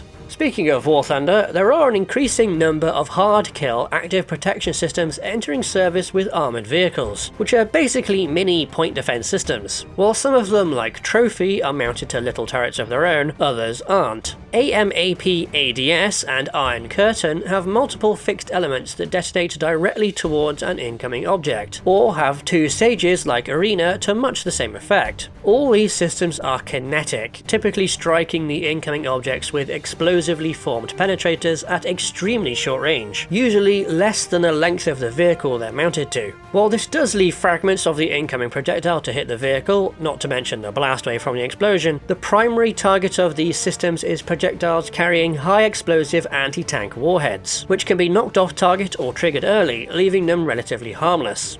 Some systems claim to be effective against much higher velocity armor-piercing fin-stabilized discarding saber rounds, knocking them off axis and reducing their potential, but I'm not sure if this is a proven capability or not. There are other types of active protection system that use little tiny missiles to counter incoming objects. Iron Fist shoots them out of a turret, but the US Quick Kill system actually fires them vertically, where they then reorient to zap off toward the target, which leads nicely into the next variety of point defense weapon. Missiles. Much like how missiles as a weapon have much longer range in combat due to guidance, the same can be said of anti-missile missiles. Because they carry an engine all of their own and can change their trajectory, they can be fired at an incoming target while it's still a fair distance out, and end up with a very high probability of intercepting it. Even if the target starts dodging, the counter-missile can just redirect itself to ensure a collision, or to get close enough that a sub-projectile-filled warhead can do its work. These are almost as common in real life as gun point defenses, with some examples being America's Rolling Airframe Missile, which has been included in a version of the Phalanx that replaces the gun with a missile pod. There's also the British Sea Dart, which was in an incident during the First Gulf War when the USS Jarrett, USS Missouri, and HMS Gloucester came under attack from a shore-based missile battery. The response from the three ships was as follows. Missouri launched chaff countermeasures, which the Phalanx on Jarrett opened fire at, striking the battleship. One of the missiles missed, and the other was successfully destroyed by a Sea Dart from Gloucester. There's another type of missile that sort of applies here, though they aren't technically point defense: anti-ballistic missiles, or ABMs. These are particularly relevant to space combat because many of them are designed to engage targets that are in space during a coast phase, or even satellites, and as such are designed to maneuver in vacuum. These come under the umbrella of Kinetic Kill Vehicle, or KKV, and basically consist of a sensor and some maneuvering engines that flies itself into the target. No matter the system in use, all of them cannot do their job without good sensor equipment to recognize an incoming threat and to then properly target it for destruction. These can be built into the weapon itself, but they can also just use data from the ship's main systems instead, but proper software and engagement rules are very important, as the friendly fire example of the Phalanx shooting the Missouri demonstrated. However, capable sensors may not necessarily be possible in all settings. For example, computers being networked is a bad idea in Battlestar Galactica, so colonial ships instead rely on either overwhelming volume of fire, as seen in the miniseries, or short-range flak fields to obliterate almost any missile or fighter nearby. If you squint hard enough, then the regular style of sci-fi shields can kind of come under this umbrella too. Even no sentinels protecting the big drills in the Matrix, or the fighters swarming the Harvester Queen could count here if you're loose enough with the definitions. High-tech or low-tech, point defense plays a vital role in any combat involving missiles, and can also be used against other small targets too. Its effectiveness strongly depends on the specific system in use, and let's be honest, plot requirements as well. But it also provides another avenue for adding flavour to a setting. Hello everybody, and welcome back to Spacedock. I'm Hujuana, and today we are continuing our examination of the Defense Onion by looking at electronic warfare, or EW. This is an absolutely vital part of warfare in the technological age, though one that flies under the radar most of the time. To a casual inspection, it seems to be forgotten about in sci-fi, but that's just because it's rarely referred to as electronic warfare. Let's define what it is first before getting into all that though, and it's fairly simple on the face of it. Simply put, electronic warfare is all about gaining control of and using the electromagnetic spectrum for attack and defense. In real life, this generally applies to the spectrum in the range of radio to visible light, inclusive, since we don't really use those higher frequency things. In sci-fi, it's very common for there to be other technologies making use of things beyond the electromagnetic spectrum, like subspace or something, and though it may not be correct on a technical level, in spirit, those technologies are included as well. To further define EW, Lockheed Martin's website splits it up into three major sections. Electronic attack, where you disrupt, deny, degrade, destroy, or deceive the signals of the enemy. Electronic protection, where you prevent your receivers being jammed or deceived. And electronic support, sensing what's going on in the spectrum. Some easy examples, and one of the simplest parts of EW to understand, are the countermeasures that military aircraft can deploy against incoming missiles, flares and chaff. Flares emit strong infrared light designed to deceive heat-seeking missiles, while chaff is made up of lots of metal ribbons that cause a large and chaotic radar return to disrupt and degrade the seekers of radar-guided missiles. However, this inevitably leads to improved missiles that are better at discerning between the correct target and a countermeasure, so there's always an arms race going on between electronic attack and electronic protection. Chaff is technically a form of mechanical jamming, cue the Spaceballs clip, which is a method using physical objects to reflect signals in odd ways to mess with what the receiver sees. In chaff's case, all those metal strips make a big cloud which generates a big blobby radar return. For aircraft, this cloud has a short period of effectiveness because it moves at wind speed, so they work much better for ships, though I have no idea how good they would be in space. Other methods of physical jamming are corner reflectors, objects which are specifically designed to reflect electromagnetic waves back to their source, which is handy on something like a decoy. With some clever math, you can make a small object look just like a larger one, either providing a distraction or just another target for defenders to engage with. Decoys don't have to be passive though, they can also contain active electronics to further mimic another object, and even carry countermeasures of their own.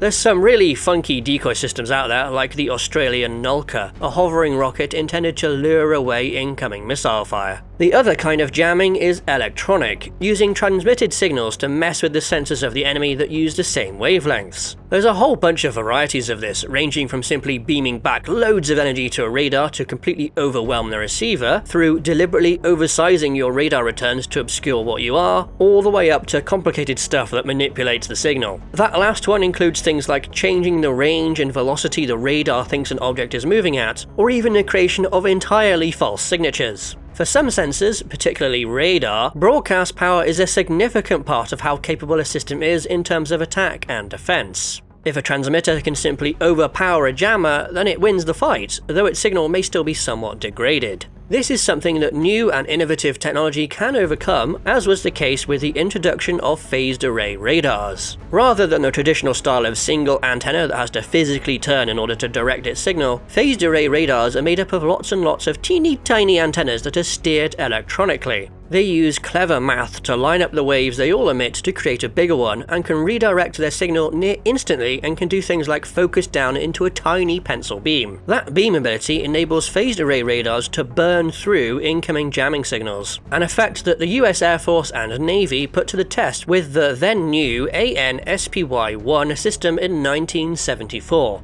They found that EA-6B Prowlers, specialized EW aircraft, could not defeat the radar, so they kicked it up a notch. They brought in a KC-135 carrying a tree shark, a big jammer pod that was equivalent to 32 Prowlers, and even that wasn't enough to stop the radar. If you're a big nerd like me and feel like reading a 26-year-old defense industry article, there's more on the SPY-1 in this Forecast International article. Phased array radars can work the other way as well, in that they can function in a low probability of intercept mode, where their pencil beams hop around frequencies and run in complicated search patterns. This prevents radar warning receivers from recognizing the signals as a threat if they see them at all. Another form of jamming, but this time for infrared, is IRCM. I already mentioned flares earlier, but there's also systems installed on tanks and helicopters that work in a similar manner. They emit an IR signal much greater than what the missile was originally tracking, hoping to cause it to deviate in its flight path away from their target and lose track of the original lock. As with flares, this tech can be countered by better missiles with seekers with improved fields of view, moving optics, or just better software. But as with all arms races, there is an upgrade in the form of directional IRCM. What these systems do is point their IR light, or even a laser beam, directly at the incoming missile with the intent of overwhelming its seeker and blinding it. To be most effective at these measures, you need to know where the signal or threat is coming from so you can direct your jammers properly or deploy countermeasures in time, so you need good sensors of your own. Again, this is a place where there's a big cat and mouse thing going on between EW systems hiding from sensors, and sensors also hiding from EW systems. Or just hiding from regular weapons. After all, taking out a sensor with a precision strike is a bit more permanent than simply jamming it. This is the niche that anti-radiation weapons fill, as they are designed to home in directly on the source of a signal in order to take out the emitter, whether it's a sensor or a jammer. In real life, these are the weapons of choice for suppression of enemy air defense missions, known in the US Air Force by the much more fun name of Wild Weasel. What these badass aircraft do is go in and deliberately get targeted by air defenses in order to locate and engage them with precision strikes. This is obviously a fairly risky prospect, so aircraft that undertake this role often carry electronic countermeasure equipment as well, or work in conjunction with stealthy friends. Which brings up the question of what exactly is the relationship between stealth and electronic warfare? Well, stealth comes under the umbrella of EW and is used in conjunction with it. Remember what I said in the stealth video, it's all about signal to noise ratio. To be effective, stealth just needs to be better than the enemy's sensors. So if you can reduce how effective those sensors are by using jamming, decoys, or through destruction, then it's much easier to be stealthy. And that takes us to cloaking tech, Sci-Fi's very own super high-tech version of this concept, but not one that I consider to count as stealth. That is a method of reducing an object's sensor signature through clever design, where cloaking tends to be some form of active gadget that can be attached to any ship. In effect, cloaking devices are much more like inverse jamming in that they turn on a device and reduce their signature to effectively nothing. They do certainly straddle the line between EW and stealth when active though, and are very similar to many of those infrared signature reduction systems I discussed in the stealth video. Electronic warfare isn't limited to just sensors and countermeasures. Communications can have all the same parts of EW apply, from defending your own against attacks to degrading those of your enemy. This goes for large-scale strategic comms and the tactical scale, as if a unit can't talk to friendlies around it, they're going to have reduced combat effectiveness. Blocking comms works for other things too, like how these boxes on the front of this Challenger 2 prevent remotely detonated IEDs from being triggered, or how these gun antennas disrupt the link between a drone and its controller. In fact, the very first instance of electronic warfare, which took place over 120 years ago during the Boer War, was an effort to jam communications. Winston Churchill's book, From London to Ladysmith via Pretoria, describes an incident where the British Army was flashing Morse code onto clouds with a searchlight, but the Boers began flashing their own light in the same place in order to confuse the signal. Remote hacking is another element of electronic warfare that sort of sits in its own little subsection of things due to having no defined end goal. The big examples of this in Sci-Fi are the Cylons through their use of a backdoor in the Colonial Fleet system, and Edie in Mass Effect 2 and 3, who specifically calls out hacking as being one of her main roles. It certainly seems to be an important potential vector for EW in Sci-Fi, but it's very difficult to figure out how effective it may be. Certainly taking over remote-controlled things would be viable, but having worthwhile effects on enemy spaceships seems dubious without pre-made vulnerabilities to exploit. So that is an introduction to electronic warfare, or at least my bumbling explanation of a complex, interwoven, and sometimes very classified aspect of warfare that is often overlooked. It can be as simple as a sensor automatically deploying countermeasures, or full-spectrum jamming rendering advanced weapons utterly useless across entire fronts. As I said in the introduction, Sci-Fi does make use of it, especially Battlestar Galactica, but rarely refers to it as such. Hit up the comments below for some examples that you can think of. Captain, they are now locking lasers on us. Hello everybody and welcome back to Spacedock. I'm Hujuana and today we're looking at some real advanced laser weapons and how they work. First, a brief description of how lasers function. They have three components: a light source to create photons, a lasing medium to copy-paste those photons and turn them into a coherent laser, and a lens to focus and direct the resulting beam. They deal damage through transferring heat into a small area on the target, either vaporizing it or drilling through with mechanical shock from a pulsed laser. They have very long range and don't use ammo, but may need lots of radiators to keep them from overheating.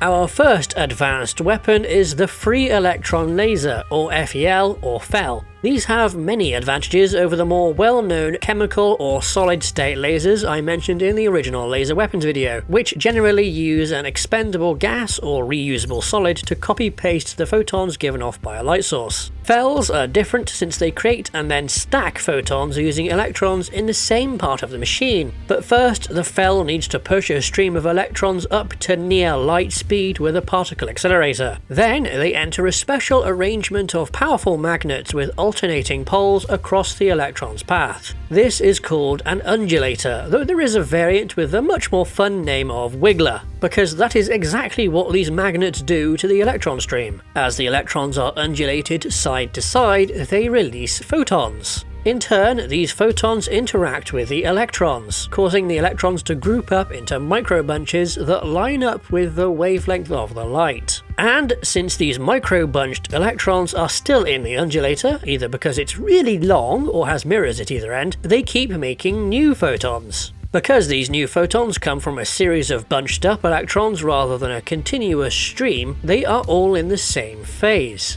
They are a coherent laser beam rather than messy light. As this machine feeds upon itself, the laser it creates can reach extraordinarily high power levels, much higher than what the undulator puts into the electron beam itself. Unlike chemical or solid-state lasers which are stuck to one frequency, the beams from a FEL are completely tunable. By altering the velocity that electrons enter the undulator, or the magnetic field strength inside it, you can change what wavelength of laser light is made. This is a very handy feature for a weapon since you can dial it for different tasks, or if used in atmosphere, different weather conditions to avoid the laser's energy being absorbed by the air. That's especially useful for a sci-fi vehicle that's intended to work on all sorts of planets, like this alternate turret for the Aliens APC. They can even go up to X-rays, but while very powerful, turning that into a practical weapon is gonna be hard. First, to make X-rays, you need very high velocity electrons from a big accelerator. And then, since you can't really reflect X-rays, because they like to go through things, you need a really long undulator. Overall, your X-FEL will be at least hundreds of meters long, and you can't put a regular lens on the end to aim it, again because X-rays like to go through things.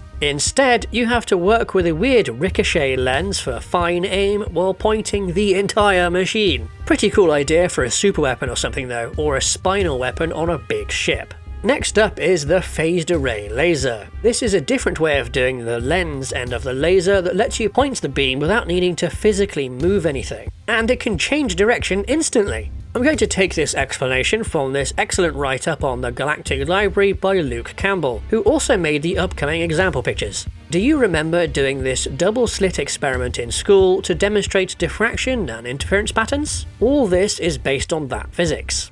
Let's take a laser aperture that's a little hexagon, which makes this diffraction pattern. If we take two little hexagons and stick them beside each other, their patterns interfere to make this funky pattern here. But if we put those hexagon lasers out of phase with each other, that is, we alter how the waves line up, it's possible to change the mixed diffraction pattern. The next thing to learn is that the diffraction pattern from a large aperture makes a smaller spot, which is beneficial for laser weapons because that focuses the energy in a smaller area where it can do more damage.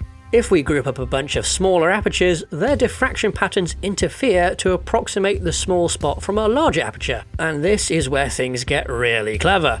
If we do what we did before with the two hexagons and change the phase of the individual small apertures in our group hexagon, we can move their collective dot around. Now it is limited to the inside of the large spot from any one small aperture, but just like how larger apertures make smaller spots, smaller apertures make larger spots. Shrink the apertures down and you get a larger area you can move the array's collective spot around in. If you go really tiny, below the wavelength of the laser light itself, then you can point at anything the aperture can draw a line of sight to, without ever needing to physically move anything. There's a ton of obvious pros for weapons using this tech, like being able to instantly point anywhere, but there are technical issues. We can do phased array radars pretty easily because they work at relatively low frequency with long wavelengths. Setting all this up for the eeny-weeny wavelengths of laser light is going to be very difficult. Imagine making laser apertures only a few hundred nanometers across and having to phase control all of them.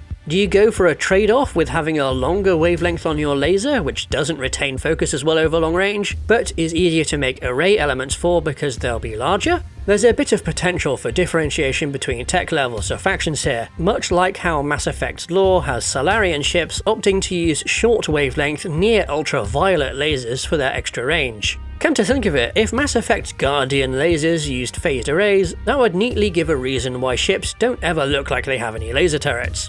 The explanation for the third idea comes from Matterbeam's Tough SF blog, and it's about using a laser to improve the effectiveness of a particle beam by reducing its beam divergence, how much it spreads out over distance. This is bad for an energy weapon because it spreads out the energy in the beam over a larger area, making it less effective. And okay, yes, this one isn't really a laser weapon in and of itself, but it's still cool, and the laser is the bit that makes this special.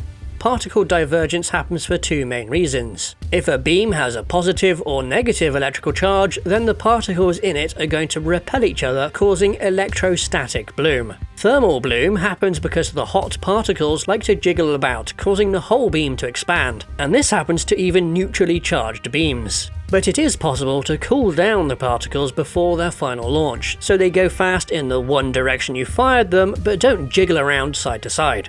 This stream of cold particles is also needed to couple them to the laser beam, which gets wrapped around the particle beam. The laser has a gradient to its intensity that nudges particles back towards the middle, and the particles having a higher index of refraction than the vacuum of space keeps the laser from spreading out. So both elements of the beam expand far, far less, even over millions of kilometers. These coupled beams have so much effective range that aiming at your target becomes the limiting factor. At longer ranges, there's so much light delay they can just keep dodging out of the way. In fact, this tech is actually intended more for propulsion than as a weapon, shooting the combined beam at something that wants to receive it. So, where coupled beams shine as weapons is in engaging things that cannot move, like zapping a space station from across the solar system. There's a few ways to counter particle beam attacks, but there's also one method that's specific to coupled beams, a counter laser with a different gradient.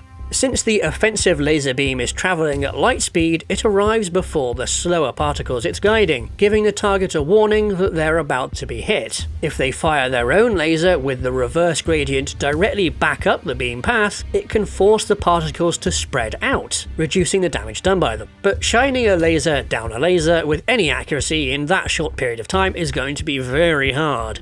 I know all three of these concepts are very technical and don't necessarily fit in any given setting, but realistic stuff doesn't have to stay that way. You can easily take these concepts and apply them to softer sci-fi. That's part of the reason I love talking about them and realistic stuff in general. If energy weapons aren't your vibe though, subscribe now for a future look at advanced kinetic weapons.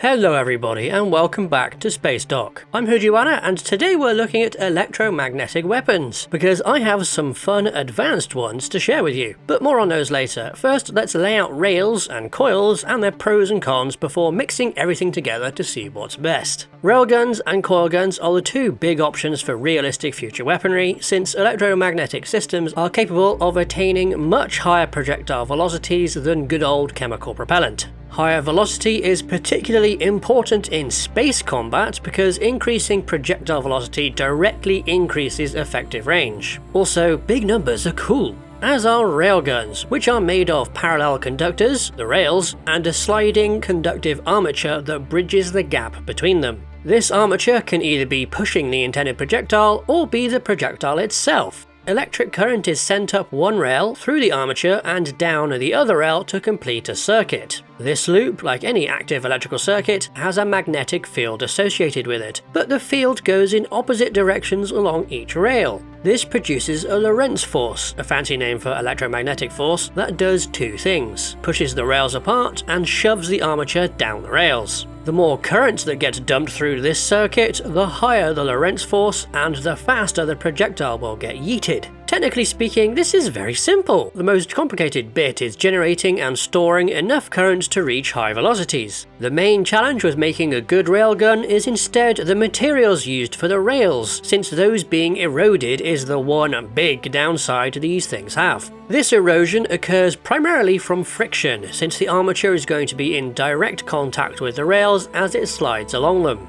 Yeah, this happens in normal guns and isn't much of a problem there, but the extra high speeds in a railgun means extra high friction. Unlike normal guns, there are also electrical arcs between the armature and rails wherever there's a gap. This is another source of erosion, particularly at the muzzle. I'm not sure, but I think that's where these flames are coming from. It's all burning vaporized metal, a great demonstration of why rails need replacing now and then. We know all about these issues thanks to the high technology readiness level of railguns. Multiple nations have done serious research into making usable weapons out of them. If you're even vaguely into railguns, you know that the US Navy looked into them a few years ago. But while they stopped bothering, the Japanese and Chinese developed their own, and both have test weapons currently installed on ships. So that puts rail tech somewhere up around TRL 7, close to being a mature technology in actual use, which is relevant for us due to comparisons we'll make later.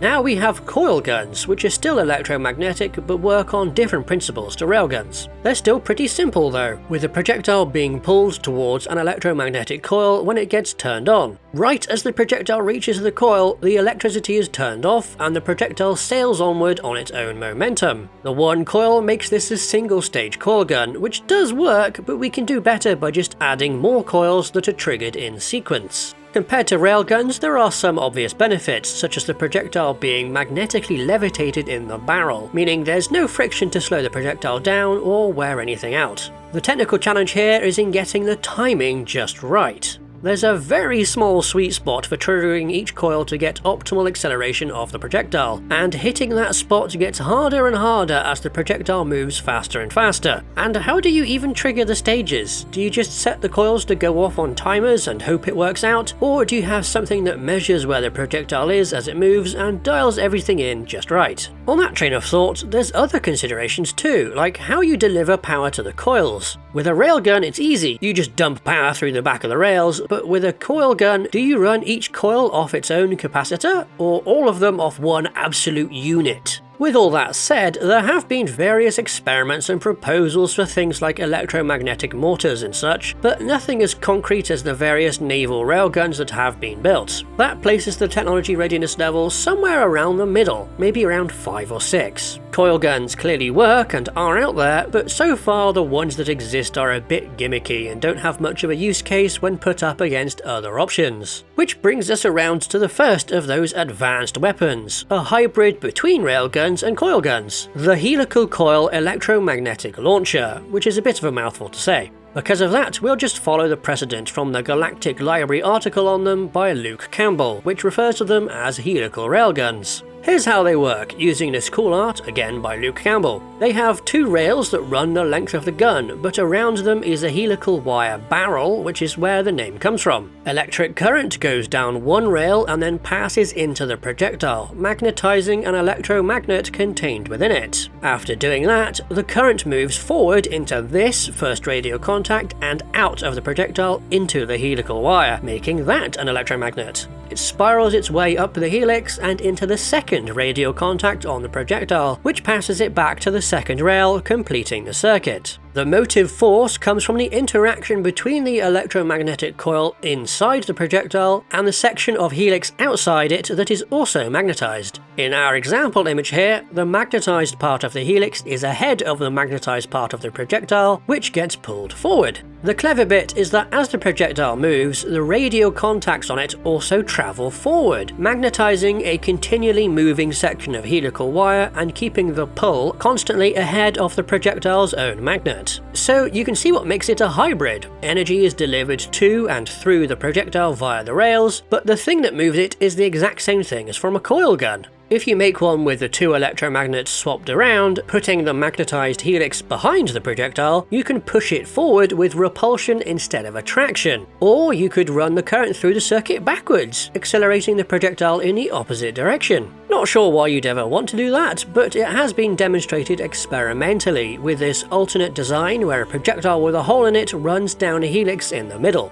So what are the pros and cons of helicals? Well, there's no mucking about with getting timing right, since it's a continuous system, just like with a railgun. But there is a lot of contact going on since both the rails and the helix need to touch the projectile. However, since only a small section of the whole system is magnetized at any given time, a helical needs far less current to reach high velocities, which should mean less erosion. This lower energy requirement has another benefit, since it may be easier to equip them on vehicles smaller than ships, or even go right down to practical small arms. Another downside is that the projectile is a lot more complicated. A railgun's armature just needs to be a chunk of something conductive, and a coil gun can fire pretty much anything ferromagnetic. For a helical, you need to have the coil and the contacts all going up and down, messing with whatever your projectile might be made of. Though, to be fair, you could just have it be like a sabot, pushing along whatever the actual projectile is inside of it. The thing is, this is all conjecture, because the technology readiness level of these things is kinda bad, way down at 4 or even 3. More research into them needs to be done, and all sorts of unknown issues might crop up that may put a damper on weaponizing the tech. But maybe rails and coils and helicals are just not good enough for you. Maybe you want something faster or a bit more exotic. Well, for that I have Professor Winterberg's electromagnetic rocket gun, which sounds a bit like a magic spell, but is a theoretical way of boosting the armature of a railgun by stuffing it full of coolant.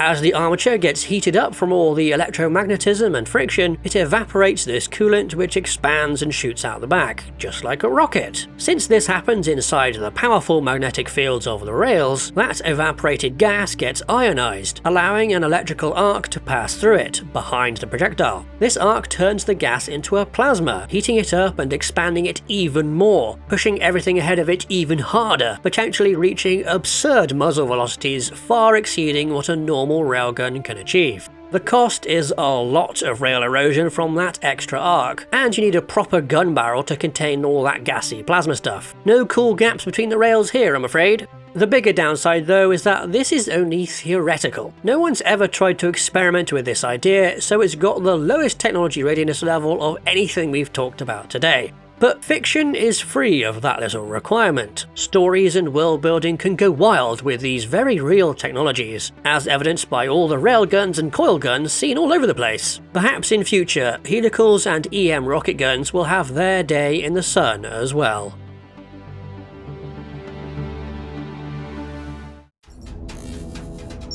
Hello everybody and welcome back to Spacedock. I'm Joanna and today we're looking at a sci-fi weapon type I'm kinda surprised I've overlooked until now: space mines. These are of course a natural extension of taking naval warfare and tropes and extrapolating that across into space warfare. As they stand though, space mines are definitely one of the more questionable things to bring across, which is perhaps why they're not seen more often.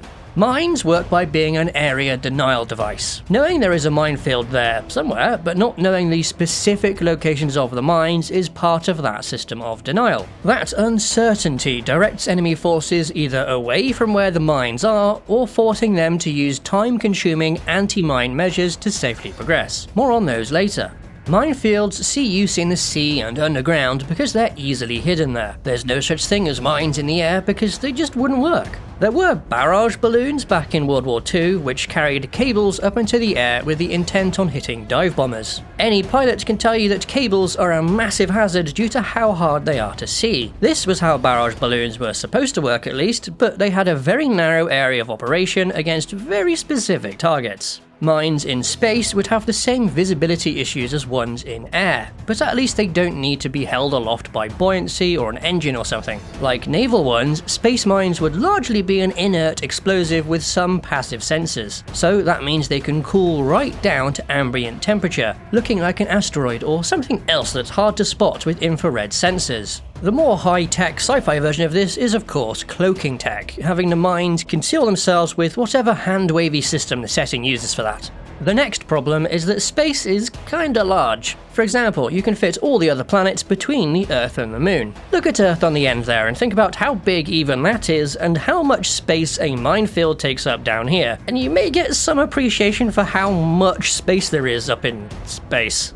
How do you reasonably fit any mines up there in any reasonable density without using several trillion of them? That kinda forces you to put them around strategic locations only, like protecting an FTL gate or as the outer layer of protection for a space station from a certain angle of approach. But even then, a mine is very short-ranged. We already know that space is big, so avoiding short-range weapons is easy, unless there's a zillion of them everywhere. To be worthwhile, mines need range. For some real examples here, there's things like focused nuclear bombs. The Kasaba howitzer and its kin yeet high-speed plasma in a cone, and bomb-pumped lasers are just that, explosion-powered laser beams. These do then blur the definition of what a mine even is. They are mines. They are static explosives that get triggered when something comes nearby. They just happen to be very directed and long-range. But because of that, they can sort of be considered to be disposable weapons platforms. But not really. There's clearly a vast difference between an actual weapon emplacement and a mine in intent and vibes. An alternative to ranged mines is to give mines range. Let them move. That way their short range is basically irrelevant because they can just bring themselves close to their target. If this sounds familiar, it's because this is basically just a missile.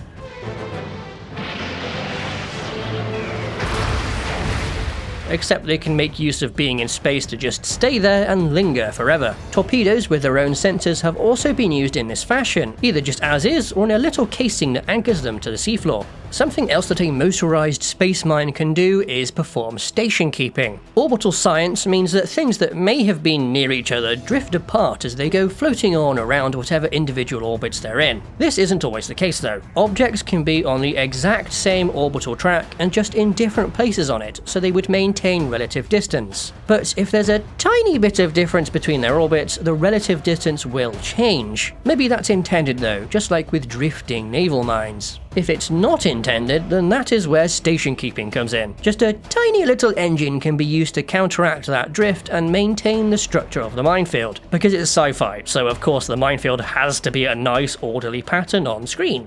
Maybe you don't want to deal with orbits, which is fair, a lot of sci-fi doesn't, opting to make things more like naval stuff, or orbits are just not relevant to the story or vibe, or the creators don't know about them. All are valid. So sci-fi mines are static, they just sit there wherever they get dropped off, ignoring orbits entirely. You may be surprised to learn that this is also possible to do with realistic physics with something called a statite. These use solar sails to counteract the force of gravity, letting them sit in the same spot like a sort of pseudo-geosynchronous satellite. If these are deployed in interplanetary space along a travel route, sat unmoving in comparison to the planets, then they present a major collision hazard, as well as potentially carrying weapons or explosives. A solar sail can be big and stands out though, so maybe not the best option for a mine, or maybe it is for exactly that reason. Sails are their own signpost.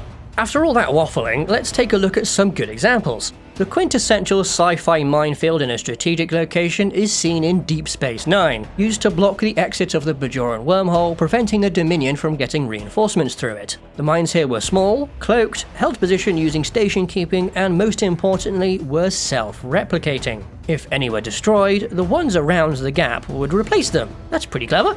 Galaxy Quest uses space mines offensively. They're mobile but not super fast, a fact put to use by the Protector dragging some along behind it, leading them directly into the antagonist's larger vessel. Absolutely genius!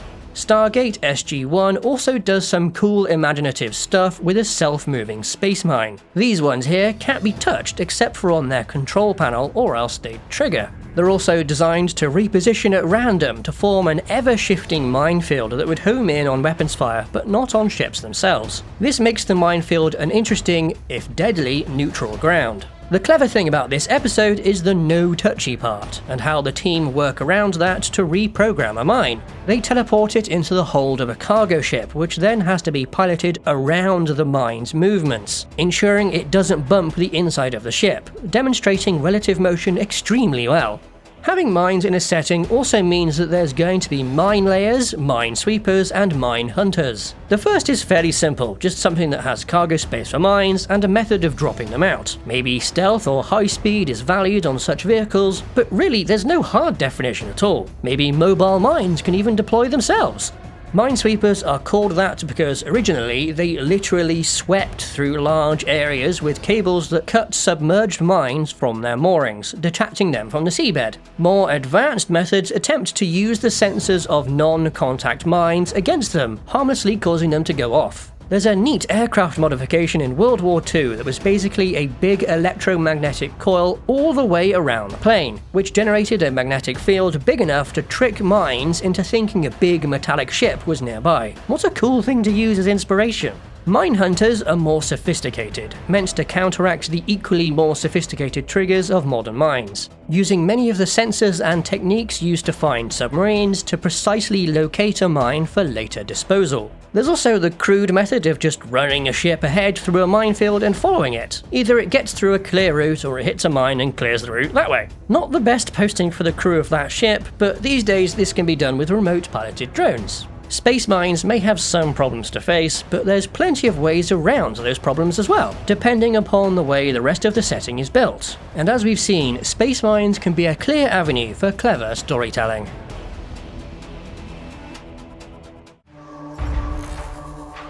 Hello everybody and welcome back to Spacedock. I'm Joanna and today we're having a closer look at gun turrets. All the stuff that makes them work and the considerations that go into their designs. First, I have to point out a common misconception. Turrets aren't just the spinny bit on the top, they also have inner workings that push below into the hull of the vehicle they're attached to, containing support equipment and crew that keep the gun working. On a tank, this section is called the turret basket, and on a ship, well, I'm not sure. They can be so much larger than what is on a tank, so the word basket doesn't seem appropriate. That size has the added benefit of improving weight distribution and stops the vehicle becoming too top-heavy, which is especially important for ships in rolling seas. It's also a bit of a concern with ground vehicles that might be rolled, especially the taller wheeled APCs that are around these days. As for spaceships, well, they don't have the issue directly, but they do have to contend more with recoil, since there's no ground or sea to counter it. Every shot fired is going to torque the ship, which will need an engine to counteract. Back to the turret baskets though, because they're important. And I lied before, not every turret has them. Remotely operated, smaller weapons can be entirely exterior to the vehicle due to their small size. This can also apply to larger weapons like the OTO Melara Sovra Ponte system, which literally means over deck. This is a 76mm gun, radar and ammunition entirely contained within the turret, making it very easy to install. Now, let's talk about the entire reason turrets are a thing, being able to move to point a gun. Rotating the turret on a ring or rollers or something else is called traverse, and almost always includes the entire structure of the turret as well as the gun itself. This means the traverse mechanism, whatever it may be, has to move the whole mass of the turret, both to get it going and to bring it to a halt. This mass can be an awful lot when getting up to full-size battleship main batteries, or the even bigger stuff that Sci-Fi has, so such guns are probably not going to be the fastest things in the world. This limits their effectiveness against small, fast-moving or very close targets, as the turrets are simply too slow to track them. Another consideration with the traverse mechanism is balance, as having a gun stick out of the front of a turret puts its mass on that side of the turret ring, making the mechanism work harder or potentially even getting it stuck. That mass needs to be counterbalanced with other equipment on the opposite side, or even just literal counterweights. If a tank's turret has extra equipment or armor added on, then that also needs to be balanced out. You may think this isn't relevant for spaceships in zero-G, but a lot of them work with artificial gravity or even thrust gravity. The last thing to think about for traverse is, does the turret need to fully rotate? If it can, then the mechanism and linkage for power and other things needs to be able to function without the turret needing to unwind. This also has consequences for ammunition replenishment. Sure, there's going to be storage in the turret itself, but there's only so much room for that, so ships in particular also have magazines outside of but close to the turret for extra ammunition. There's a difficulty here though, in that it can be dangerous or impossible to transfer ammunition to a turret while it's moving. I'm sure there is potential for better designed, smaller turrets to easily and safely be replenished mechanically through their traverse mechanism, so what I'm really saying here is that it's something that needs to be thought through. Though it may not even be relevant if a weapon system has really compact ammunition like a Macron gun or a particle beam would.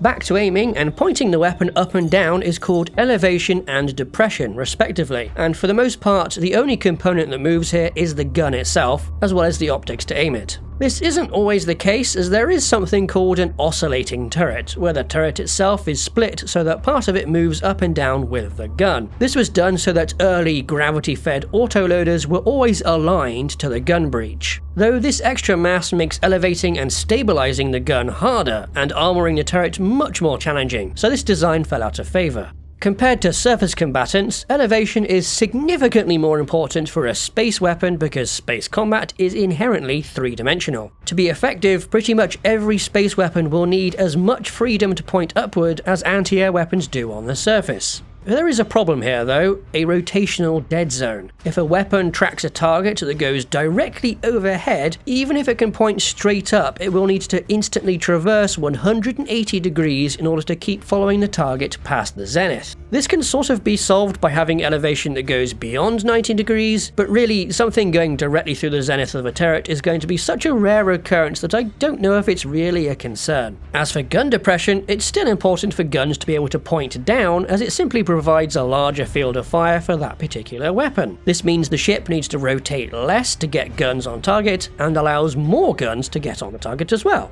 Which brings us to fields of fire, because the layout of where the turrets are on a ship determines their true effectiveness. For a point defense armament, you probably want to have total spherical coverage of every angle, which is accomplished through a network of many small, fast turrets. For a ship's primary offensive armament, it depends more on other factors.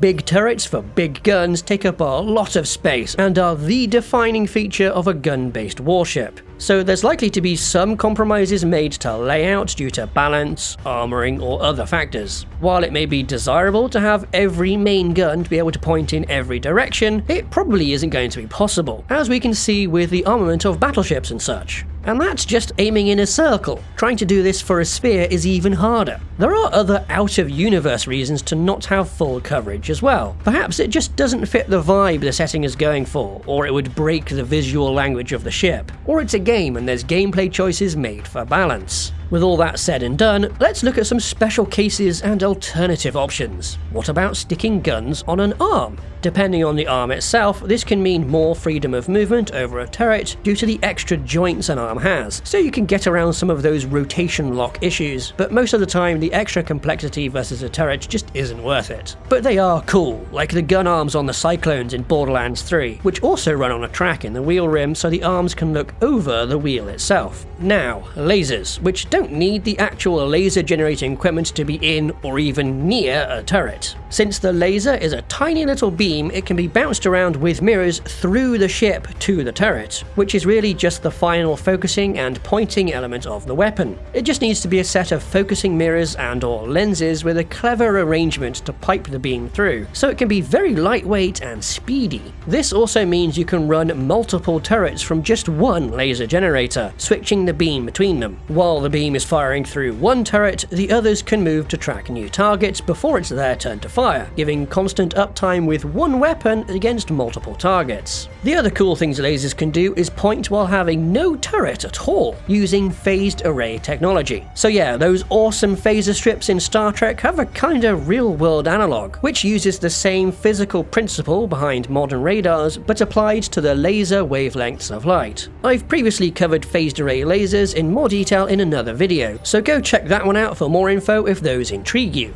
Turrets are a ubiquitous part of pretty much any weapon system, even missiles, because, well, being able to aim is a pretty good perk. But there are considerations that need to be taken into account depending on the exact weapon being mounted, how much of the vehicle is used for the turret, where the turret is placed, and how all of that meshes with the other systems and weapons the vehicle has. But it's all worth it, whether the turrets are the secondary armament of a vessel or its defining feature.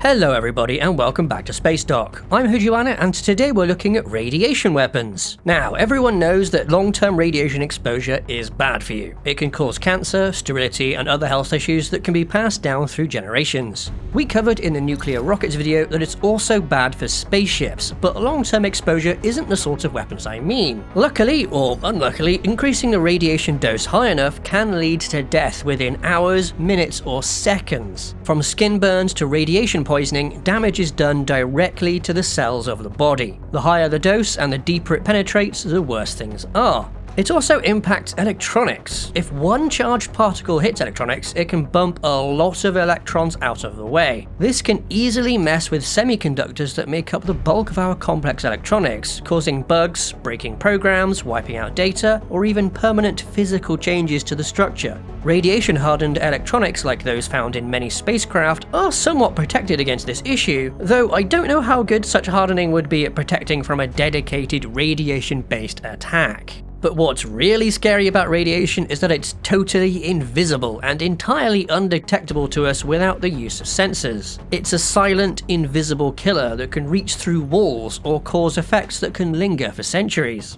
Coupled with the terrible way it causes damage, this means that weapons using radiation certainly come under the cruel and unusual. So let's have a look-see at what fiction has done with such awful weaponry, starting with the most obvious thing, the nuclear bomb. I've covered these in detail in a previous video, so this is going to be the quick version. Yes, nukes have radiation, and yes, you can dial them to deal mostly radiation damage, as is the case with neutron bombs. But there is also nuclear fallout, which is a bit of a side effect, though you can make a dirty bomb designed solely to spread radioactive material. Typical nuclear fallout consists of leftover materials from the bomb, but if it was detonated close to the surface, it also kicks up the ground or water and irradiates it as it gets lofted into the atmosphere to fall back down later. And this is what the Fallout franchise is named after. The Bethesda side of the setting has the lingering effects of radiation lasting for hundreds of years, rendering vast areas devoid of most life, or mutating it. And naturally, the games let you play with your own mini-nuke weapons, or even detonate the occasional big one, but the radiation from those is a side effect of the big kaboom.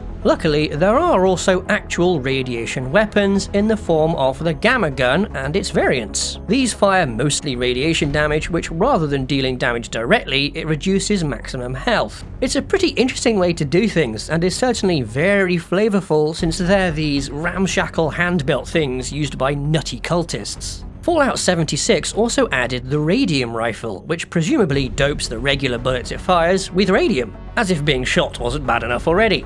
All this talk of gamma guns and radium weapons has probably perked up the ears of any Adeptus Mechanicus fans out there. The former, and various other radiation weapons, directly emit beams of ionizing radiation, but are rare to see compared to the latter, which is a very common weapon type used by Skitarii. These radium guns come in a wide variety of handheld forms that slowly kill their wielders due to long-term exposure, and are even capable of turning the battlefield itself into a radioactive wasteland with concentrated fire. Which is also kind of what the Covenant do when glassing planets, though I'm not sure why their plasma-based weapons do that when they're supposed to be using heat directly to obliterate or excavate planetary surfaces. It feels like the reference to the real vitrified sand created by nuclear explosions got a bit too literal, which isn't helped by the ludicrous value Kat says in Halo Reach, which would have meant everyone and everything would be very, very dead. Beyond the big stuff, the Covenant also make use of weapons which have a radioactive payload. Obviously, there's the fuel rod guns, which fire radioactive incendiary gel rather than fuel rods, but there's also the carbine, which surprised me because I thought that thing fired a laser or something and not a literal physical bullet.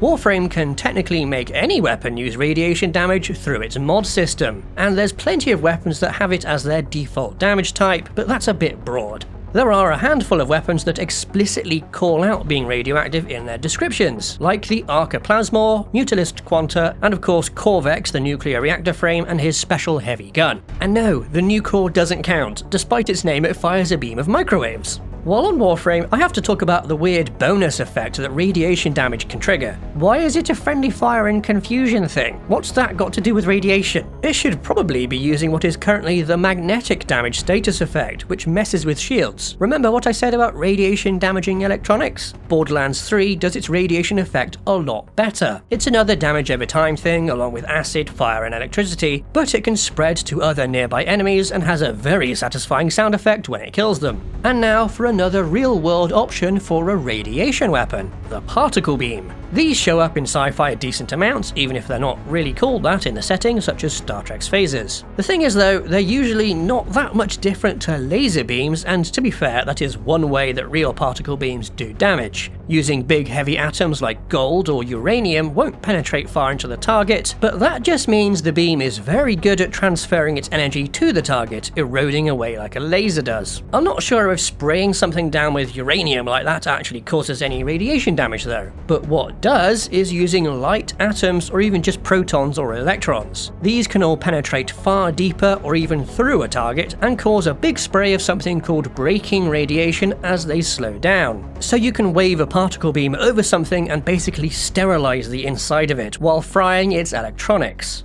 This is also a fun way to get a real ion cannon from Star Wars that also happens to melt people. While we're here on particle beams and radiation weapons, I think they'd be a neat addition to Helldivers too. There's already fire, gas, lasers, and lightning, so a whole radiation-themed warbond is a logical next step, and such weapons would be an easy fit for a setting that has warp drives and shield tech. I don't know what weapons it would be specifically, maybe a cool shoulder-mounted thing like the heftier lasers, but I'm not really sure how to differentiate a particle beam from a laser beam. beam. Leaving behind patches of fallout could be a thing, but there's already other damage over time area effect weapons, so that feels a bit redundant. Something a bit newer and spicier could be to take that confusion effect that gas has had since the rework, but apply that only to bots when damaged. Get in a bit of that electronics interfering effect, and do that Warframe suggestion for when the Illuminate eventually get added with their shields.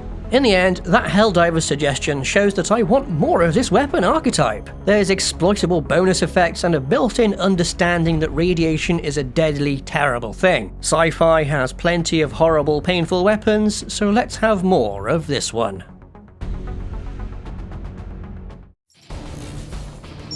Hello everybody and welcome back to Spacedock. I'm Hojiwana and today we're doing a comparison between the two big weapon archetypes seen throughout sci-fi, kinetic and energy.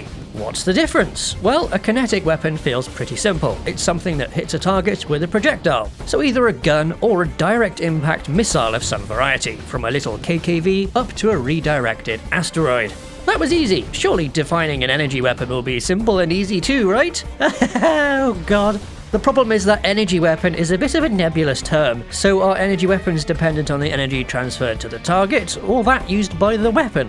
Well, it's definitely not the latter. Kinetic energy from a projectile in a gun comes from the chemical energy stored in the propellant, but there's also the option of accelerating the projectile electromagnetically, but both of these are clearly still kinetic weapons. For good measure, let's look at the opposite, a laser, which I think we can all agree is an energy weapon. But there's lots of ways of generating them. Some use electrical power, but others run on chemical reactions to generate the laser. They're just like kinetics, capable of running off different types of input energy. So that means surely an energy weapon is defined by what it outputs, like the beam of coherent photons from a laser. But then you have particle beams, which feel like an energy weapon, but they're actually just accelerated atomic or subatomic particles, like a really tiny kinetic weapon. Going even further into the sci-fi realm, we have plasma weapons, which again feel like energy weapons, but they fire plasma, which is actual physical stuff. Okay, so it's not that. Is an energy weapon defined by how it deals damage? Laser weapons heat a target to ablate it or bore through it, something that particle beams are also capable of doing.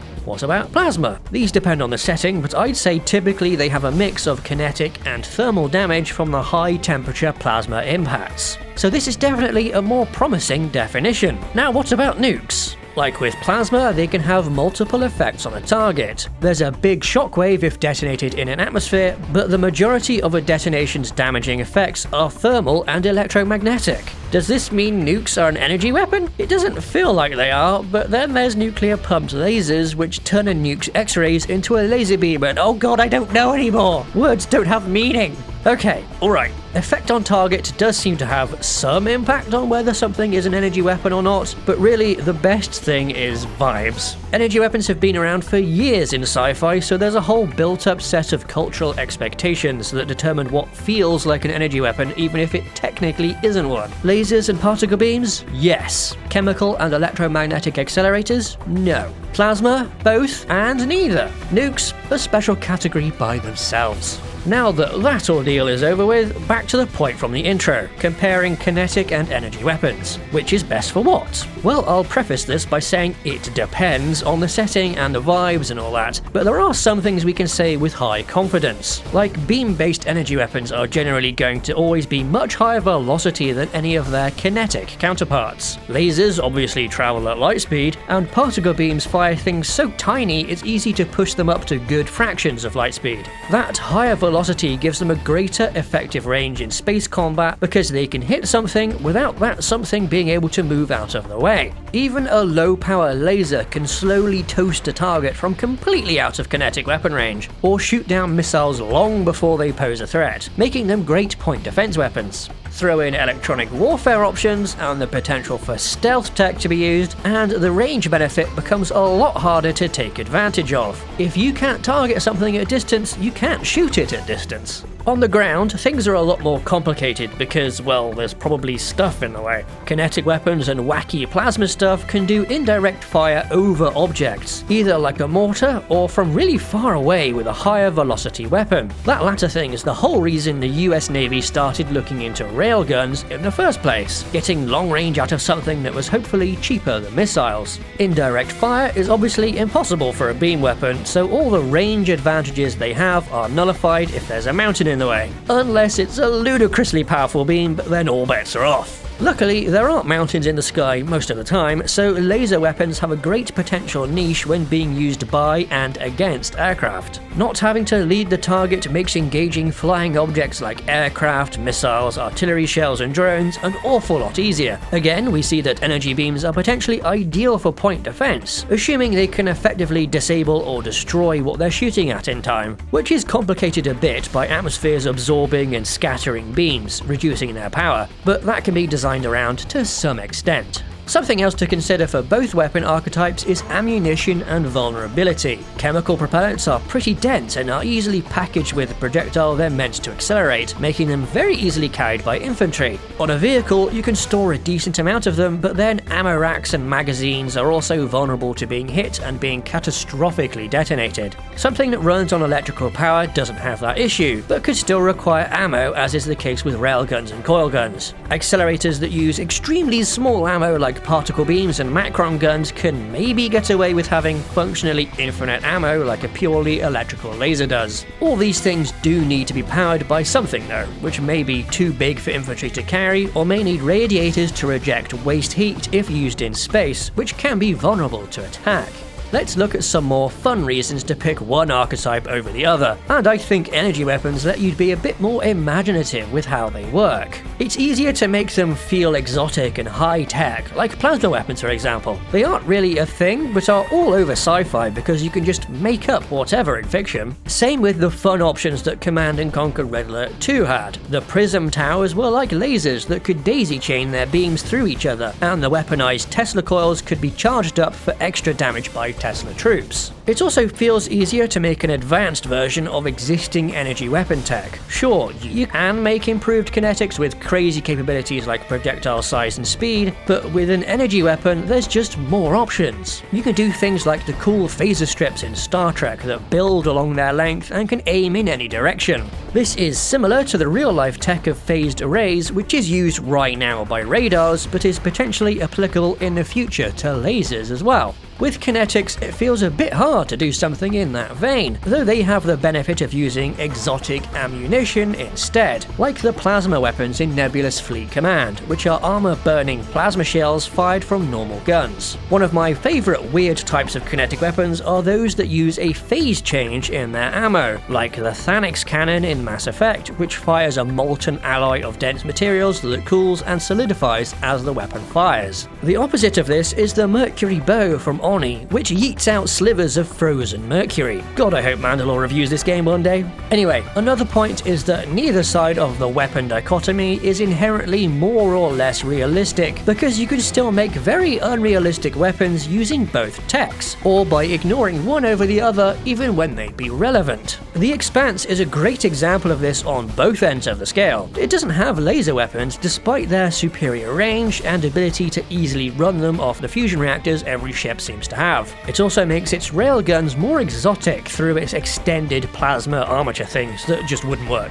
Despite this, there's some more of those pesky audience expectations to think about. Energy weapons just feel more high-tech than kinetics do, because we already have kinetic weapons. Well, except for proper electromagnetics, which I find funny because there are laser weapons in service right now, though admittedly they are low power and very few in number. Just an interesting thing to note about the progress of technology compared to the progress of perception of technology. This particular audience expectation also means that adding energy weapons can change the way a setting feels. Adding lasers or whatever to the excellent Battlestar Galactica reboot would have fundamentally changed the way that whole show felt. Having both the Cylons and Colonials using kinetics and missiles helped to ground it all and keep it feeling serious. In the end, what do you pick between energy weapons and kinetic weapons? Well, it's all about trade-offs, range, ammunition, power generation, cooling, intent of the weapon, and what's using it. You can probably work out what's best at any given niche in any given setting, but then toss in audience expectations with a healthy batch of vibes and you get an almighty mess. So really, you can kinda do what you want. It's more important that whatever gets used for whatever role fits into the setting as a whole, and that the creator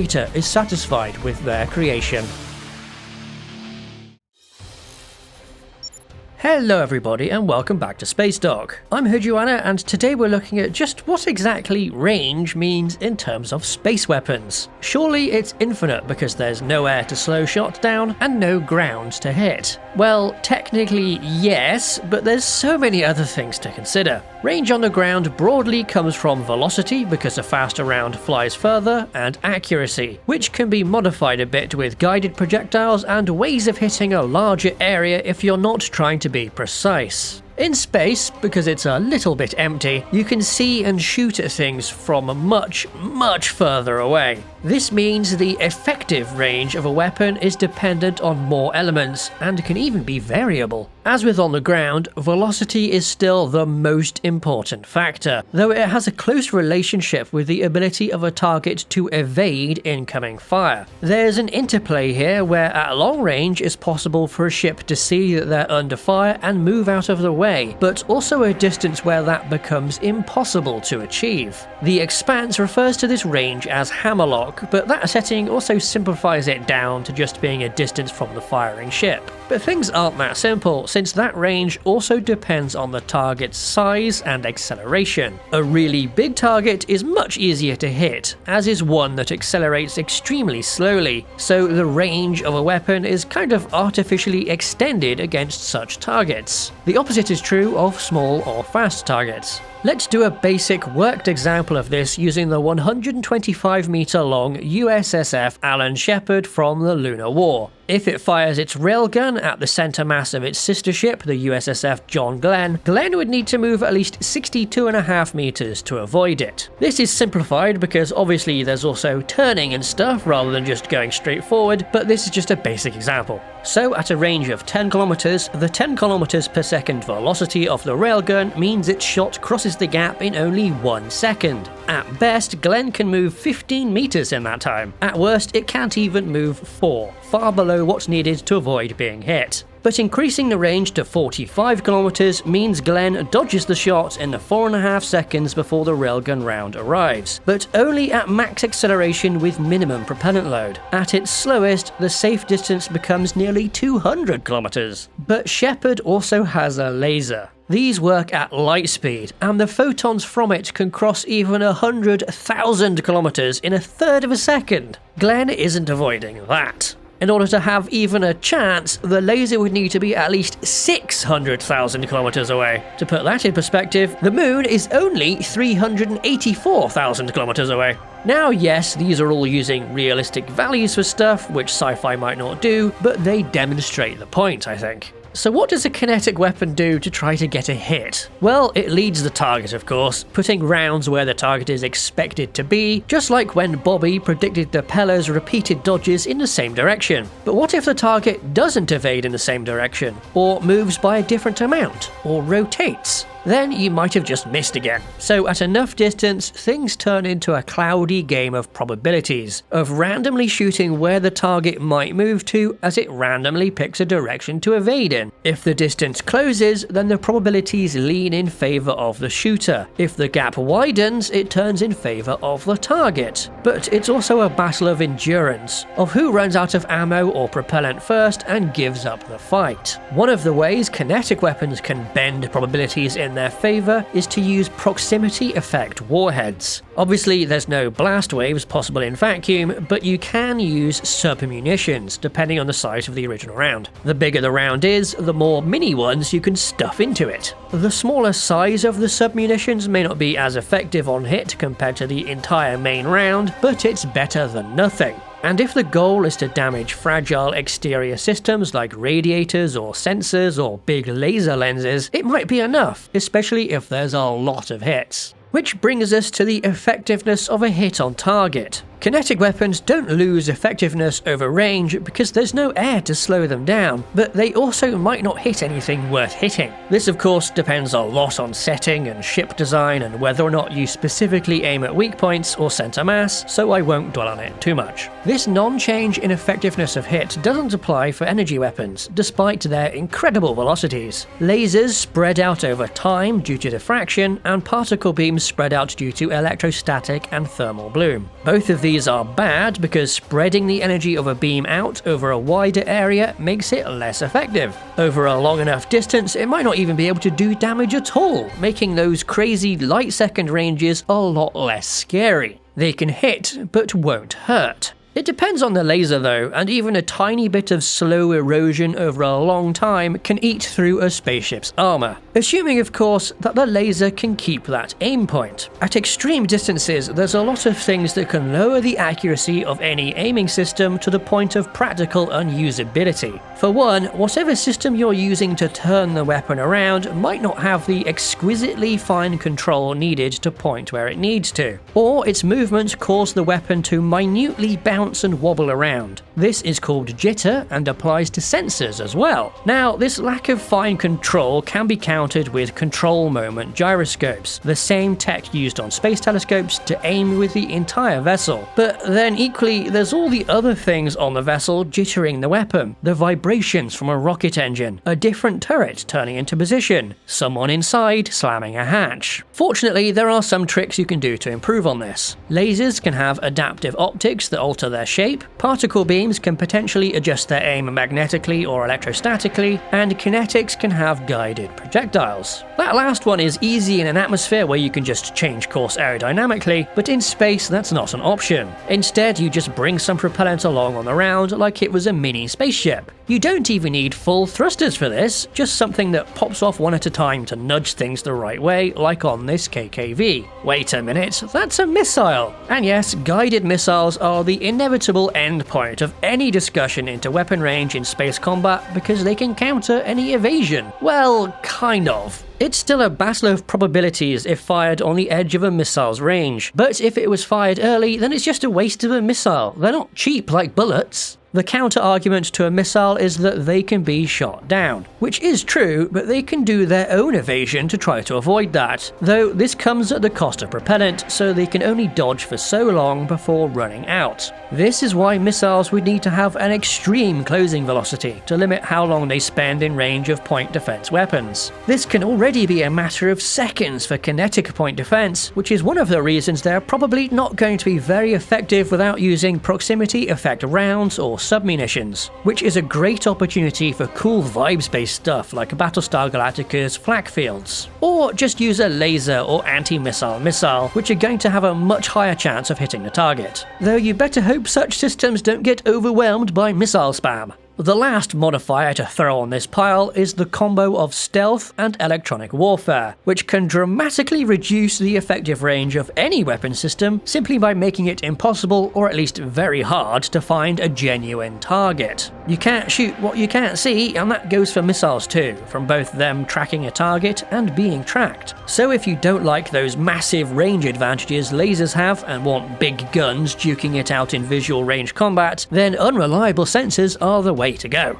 As we can see, there are a lot of modifiers on top of velocity when defining what range means in space combat. It also depends on the target and what they're doing, how good sensors and aiming systems are, and if you can even get a bead on a genuine target in the first place. Though since it's such a complicated melange of variables, it's possible to find any flavor of setting you want within it.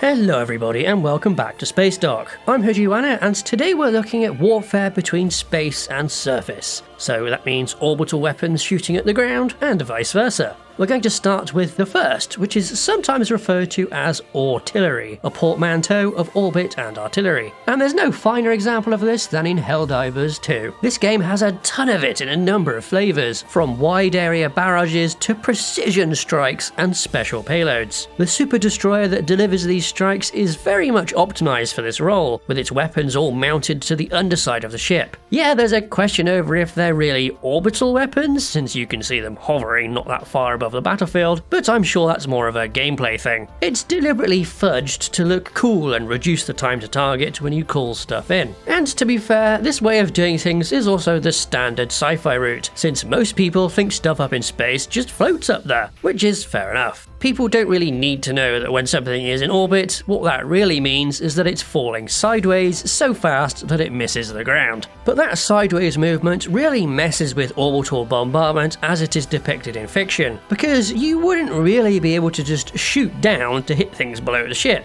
You'd really need to shoot backwards in order to most efficiently slow the projectiles down so that they hit the ground. Though if your weapon is high enough velocity, you don't need to worry about that. Assuming of course you even know where to shoot, since you're probably hundreds of kilometers away. Yeah, you can use big powerful optics to look around for targets, but nothing beats having a forward observer literally on the ground, which is basically what Helldivers really are. And they also show that being on the receiving end of a friendly bombardment has its downsides. Though, to be fair, if you're going for a sort of saturation bombardment, neither of these really matter. Just blast it all to slag like the Covenant do. This is all well and good for ships arriving from space to shoot at a planet, but what about launching stuff up into orbit to shoot at the ground? Well, if you're doing this with missiles or kinetics like Project Thor-style rods from God, this is a pretty terrible idea due to those pesky orbital mechanics again. Things in orbit are constantly moving, so there's no guarantee that your weapon satellite will be on the right side of the planet when you want to use it. Yes, there's geostationary orbit, but that's 35,000 kilometers away. Just a little bit too far to be practical.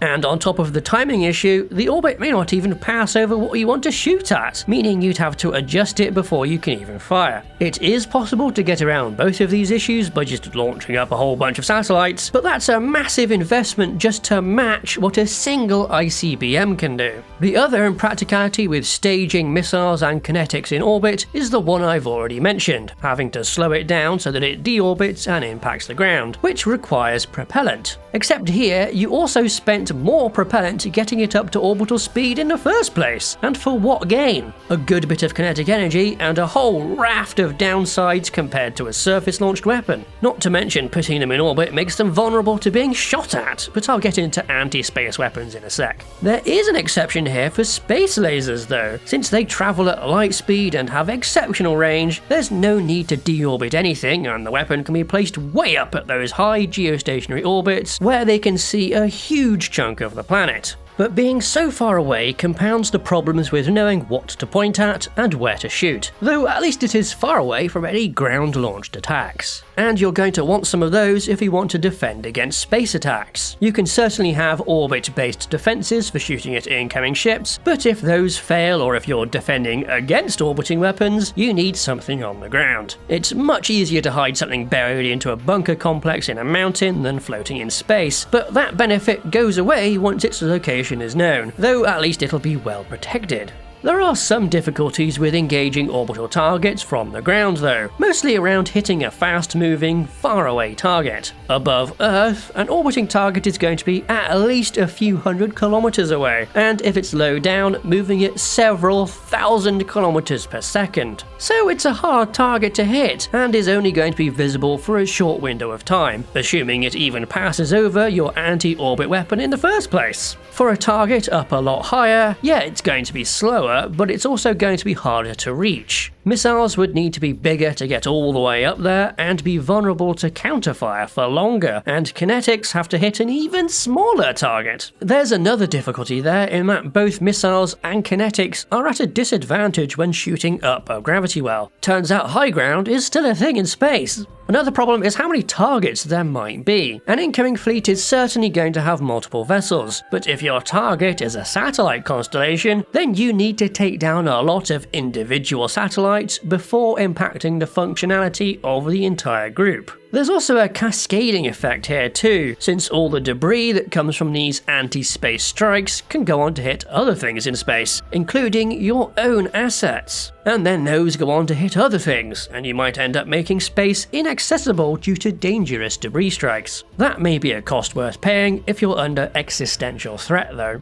But it must be said that these issues are on the realistic side of things, where much of sci-fi isn't. And to be fair, for the usual style of sci-fi where huge ships sit stationary over a planet, many of these issues go away entirely, and anti-space guns in particular really shine. And such weapons are certainly very cool. Helldivers 2's automatons have their big guns. Ace Combat has its various asteroid defense weapons. Star Wars has the iconic Hoth ion cannon. Just conceptually, the idea of a big gun that can reach all the way up into space is awesome. They are very hard to make though, since you need to hit a really high velocity to get your projectile all the way up to space. Normal guns just don't cut it, so you need to use things like light gas guns or electromagnetics. But these don't really stop the big problem with space guns, the sheer acceleration needed for them to work. A rocket is just easier, and you can put payloads on them like squishy people who would otherwise be turned to jam from G-forces. And so we come to the one anti-space weapon that has actually been successfully used in real life: missiles. The oldest of these were basically just ICBMs that carried shrapnel warheads, but as technology improved, things moved on to direct impact kinetic kill weapons.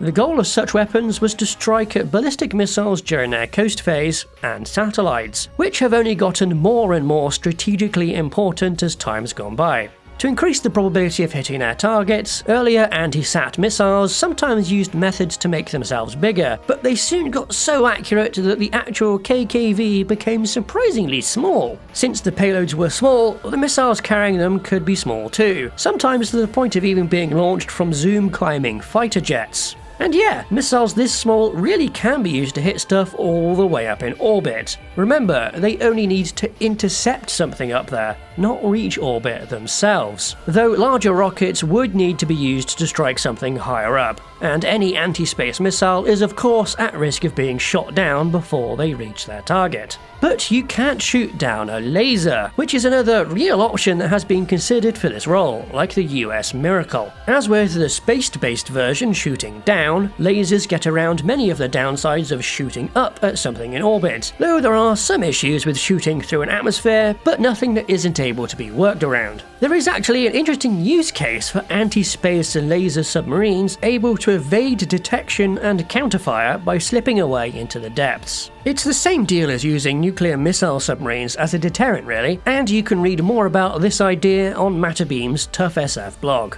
Whether it's defending against alien invaders or blowing up your friends in Helldivers, warfare between space and the surface is one of those special things in science fiction that doesn't really have a direct analogue. The complications of orbital mechanics and vertical distance makes it unique, and something that stands out when seen in fiction.